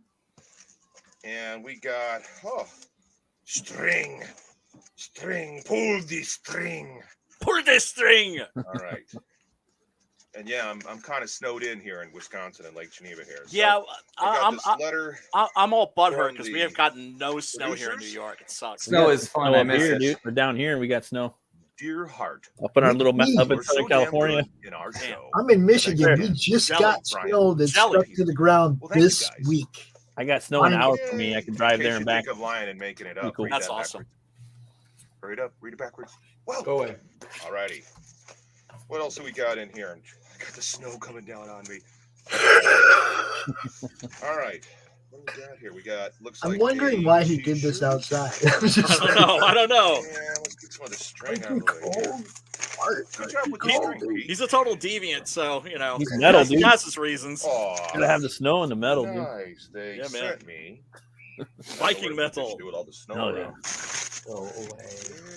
Okay. You don't So they need sent me a it. bunch of flyers, which is neat, and a nice framed blow up of NP Armageddon. There you go. The first episode dropped on Spotify and iTunes and all those great places online on Tuesday, January. So what is this? A podcast 4th. that he's put Actually, in it was here? the 14th. It was this week on Tuesday. Oh, I believe. okay. I caught the first episode, and it's pretty damn good. It's pretty Glad damn that good. podcasting's I still a highly thing. recommend it. NP Also Armageddon. sent me Go check what it you out. got. All right. Hell yeah, man. A T-shirt here. Sounds like some kids aren't enjoying their time in the snow, huh? Fucking heart's a nut. All right, here we go. Make sure I don't drop this. Don't drop this. Careful. I love this dude because he's got 0 fucks to give. Yeah, that's for damn sure. T-shirt. That's for damn sure. Nice. I'm just multitasking, listening to this and checking out Tubi for werewolf movies. Thank you, fellas. I There think you this just might be big enough. And speaking of shirts, guys, ladies and gentlemen, we're going to be adding to the American Horror shop online at AmericanHorrors.net. We're adding in these very rare, very hard to find American Horrors Film Festival hoodies with the neat little pirate neck. Now, originally, I just made these up for the winners of the show. So we had a best director. They kind of won one of these things. So I have a few of these. We're going to be selling them for, well, it's kind of hurting out there. They normally go for $75, but we're going to sell them for $70. And they're Ooh, awesome. $5 off. Heart, you're killing me. One is navy and one is it's got white Just sell stripes for on the $75 side. free shipping, bro. Look Come here. on. Wrap that shit Red up. stripes. Wrap we that got shit the up. red Get to the stripy point, guy, brother. And we got the white stripy guy, and we got him in XX and XL. And those are the only sizes we made him in because they're a goddamn hoodie. All right, folks, all right. Look, we're not watching 12 more minutes. That's what I'm of saying, Hart man. selling shit. Seriously, brother. Pops, you're killing me here, man. NP Armageddon on Spotify. There's 2 episodes. Yes, no, we love Hart. Send a positive. If he wants to sell, though, he's got to come out here live. He can't just do it remotely. We gave him a minute. No, that dude's cool as hell, man.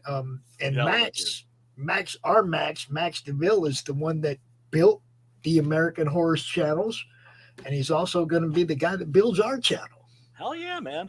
That's Right? awesome. So, we already know that we have cross promotional marketing with Hart over there at the American Horrors channel. They're going to be talking about our network. We're going to be talking about their network, dude.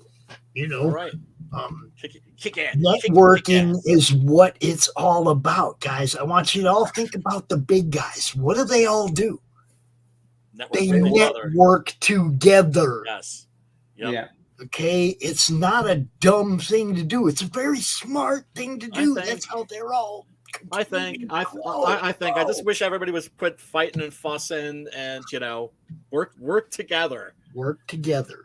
Yeah, we're all here. Unfortunately, there's good ones and bad ones, I guess. Yeah. But the cool thing is the cool people. The good draws to it. The good. Do you know what I'm saying? You know the people who were down, and and the people who aren't.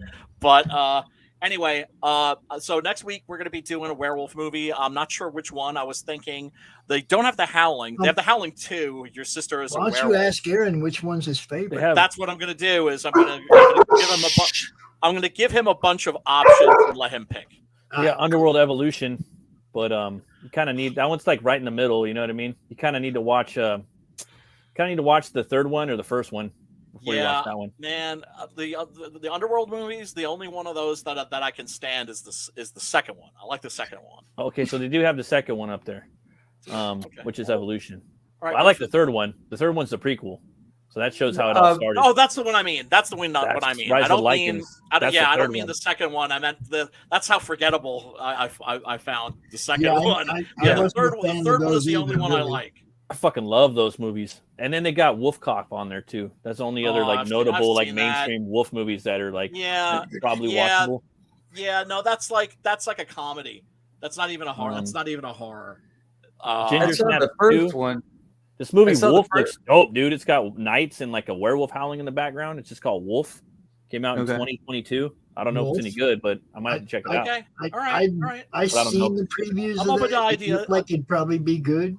Post that shit if you got a trailer or something like that. Post that shit in the DM group, in the horror movie club DM group. Yeah, they're too. All right. So I mean the movie Wolf. We'll see. Well, yeah. I mean, we've done Wolf, the one with. And an American Werewolf in Paris. Wolves. That one's available. American Werewolf in Paris. I've never seen that. I remember refusing to watch that because it had like a CGI werewolf in it. And I was like, fuck that. It looked cool at the time because it was like we had never seen CGI, so I liked it. But now in retrospect, I don't know if I could watch it again. It does not age. That old CGI does not age well. Whoa, it looks like really bad, you know? Yeah, whereas like King Kong still looks awesome. Have any of you guys ever seen CGI ain't Asian well? What are you talking about? 3 weeks after a movie comes out, everybody's picked apart everything. Have any of you guys ever seen Brotherhood of the Wolf? Yeah, I got it on DVD. Did you guys think that was long? Did it seem to go on for a while? Yes, it could have lost about 20 minutes. But then again, what movie? I mean, that's actually an older film. It's about 20 years old. Yeah. But these days, what movie doesn't movie that's come out today couldn't lose maybe about like a half an hour? You guys need to learn to recognize the bathroom break when you're sitting in the theater and that scene starts that doesn't have shit to do with the story, and it's going to be long and drawn out. That's when you get up and go to the bathroom. Dude, not everything. Like I love the fact that everything, like the 90-minute limit, has been removed, and that movies can be 3 hours. Right. But not everything is Lawrence of Arabia, and not everything has to be 3 hours. Hour and a half. Postman didn't need to be as long as it was. Yeah. I mean, yes. The pacing's all fucked up too. What did you guys think of Brotherhood, though? I mean, the thing that sold me on it was the trench coat and the martial arts. Well, yeah, Mark Dacascos, young Mark Dacascos, and that was an amazing martial artist and a decent actor too. I thought it was okay. It's not a horror. It's not a horror. Oh, I know, and it's not, and there's no wolves in it either. Yeah, that's like weird. Yes, yeah. And you didn't see the thing. It's Yeah, I've just never been crazy about it. If I want to watch like the martial arts scenes are good, but I think the pacing is. And I wasn't trying to. Yeah, see, I wasn't. It's kind of artsy in its way, and it's got a lot of stuff going on. Well, it's French. It's about the Beast of Gévaudan. It's the last Jim Henson production. You do see the Beast at the end. Yeah, it's. I would say this. I would say this. I don't think it's great, but it's worth seeing. Yeah. And and I wasn't trying to bring it up, but because we're talking about wolves, I'm like, man, something was in my head. I'm like, I do like that movie though; it's dope. I bought it for sure. It's got some really cool artistic transitions in there, and like stuff like that, like with Monica Bellucci. One scene, Frankie, her physique turns into like a mountain range. The company. Oh yeah, man, Monica Bellucci. Oh, yummy. But we did the Company of Wolves. Like I think several months back. It's always been one of my favorites, and so I figured I'd like show it to Matt and see what he thought of it. Yeah, and that's why I love doing this stream with Matt, is because he's like a horror fan that's still kind of discovering this shit, and I get to turn him on to something, and he'll either take to it or not. But even like most of the shit that we've done, right? Yep. Yeah. Okay, so far, I see a documentary called Wolf in 2022. Okay, but I don't see. I was thinking of doing a movie called Bad Moon. Have you guys seen Bad Moon? That movie's dope with Perrier. Yeah, And is he in that? Yeah, I've always seen him like. Doesn't he always seem to do like science fiction for some reason? Like Moon 44, I could not understand why they had. That's such a Streets bad of movie. Fire, you know. Streets of yeah. Eddie He's and a the very Cruiser. he was never a great actor. There's something very sort of bland Yeah. about him. But the werewolf that's in that, and if we also can get the practical effects werewolf is fucking amazing. Yeah. And also the story is great because it's told from the point of view of a dog. It's like a dog Something versus werewolf movie. Okay. Yeah, it's something different. And in his book too, Wolfsbane, I think he's doing a little something different too, a little with his IP, you know. Yeah, Wolfsbane is a pug. It's a pug werewolf. Wolfsbane is a great story. It is. Wolfbane is a great story. I've known Aaron for a while. Oh, cool. You know. We look forward to having him on. So plan is I'm just gonna like send him like a list of movies and let him pick. Yeah. All right. Oh, okay. Cool. Okay. All right, everybody. We should next week right here, 8 o'clock. Peace out. Pops, of course, is going to take us out, but really first, let's. Yeah, you can tell I'm like run out of steam now. Let's do the where can you find yous? Matt, tell these fools where they can find you. Sure, you guys can find me like down below at Roomcutter Comic on Twitter.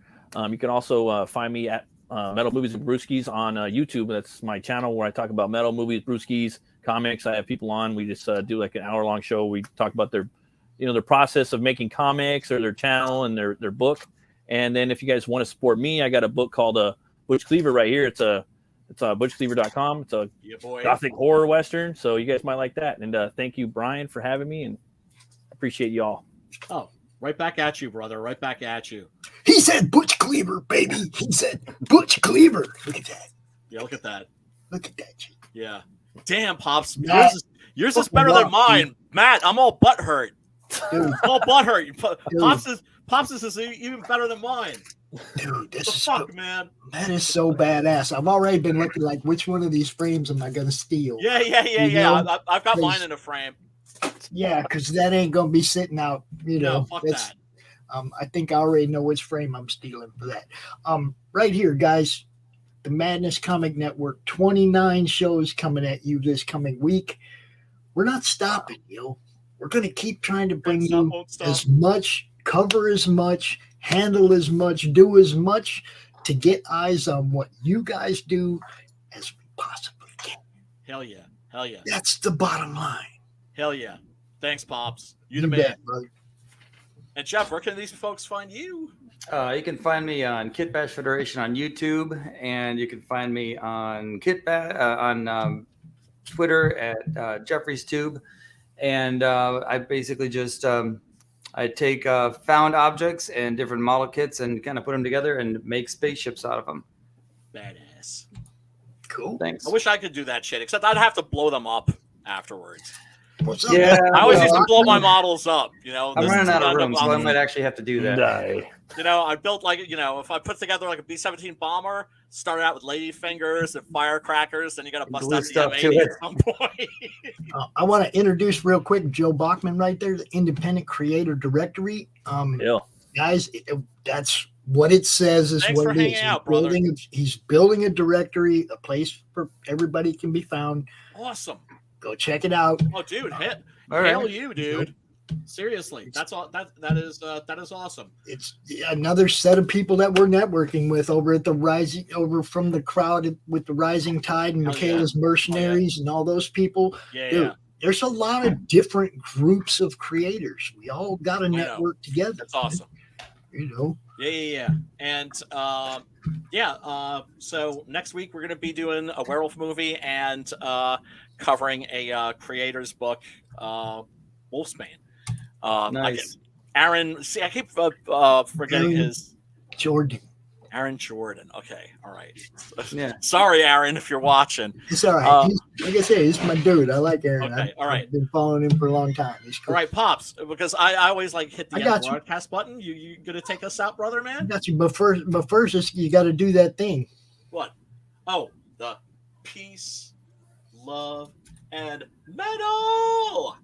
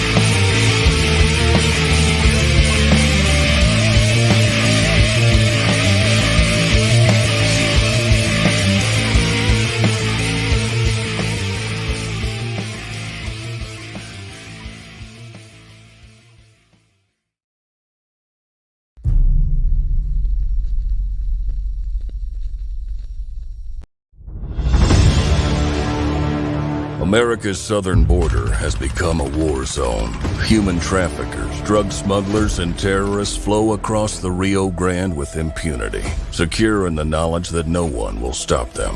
A distant federal government lectures Americans on their privilege while punishing overworked Border Patrol agents who were helpless to stem the tidal wave of invaders and determined migrants. Second-generation Cuban-American Marcos Zamora is a military vet, more patriotic than most Americans. No longer able to ignore the chaos at his doorstep, he acts. Joined by his best friend Gus, they hit the border every night, saving lives while stopping violent drug cartels and other opportunists. The government reacts with fury at Marcos' attempts to preserve American sovereignty, deploying the full might of their enforcement agencies. But Marcos understands that the only thing the rich and powerful fear is bad publicity, and he records every encounter. Whoever he is, this private American must be stopped. Illustrated by Richard Bonk and written by Eisner winner Mike Barron, Private American is his version of Captain America, and maybe a little Punisher, taking part in this ongoing, violent, and very real battle of good versus evil in the war for American sovereignty. Grab your copy at theprivateamerican.com. We have a secure border, and that is a priority for our administration.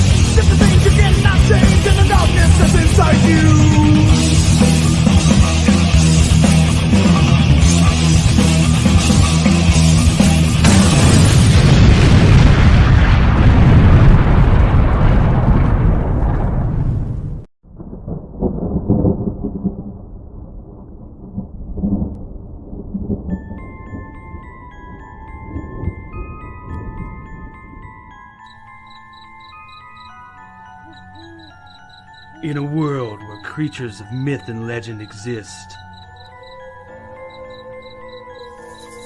a covert task force is charged with keeping humanity safe from supernatural threats.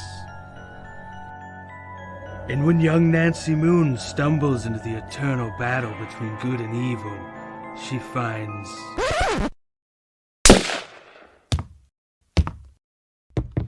Oh my god, will you shut up? What's happening? Agent Beckett here. Aren't you tired of stuff like that?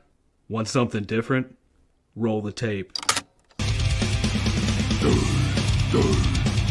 Whoops. Sorry about that. That's a song I'm writing for my ex. Okay, here we go. Yeah, that's more like it. Alrighty. Welcome to the world of the mythicals. We have it all. Monsters. Magic. Government agents. He's the strong silent type. This guy. Ugh, gross, dude. Get some kind of cream or something. Lots of 90s style action. Pew pew pew. And that strong female lead alluded to earlier. Mm-hmm. Not to mention a dashing field commander with a great sense of fashion. Look at those glasses. South River Studios presents The Mythicals, Issue 1. Buy it, if you dare. Ugh. Will you can it already? How'd you get free? Now beat it before I lose my cool. So what are you waiting for? Sign up today. Like right now. Sign up today on Indiegogo.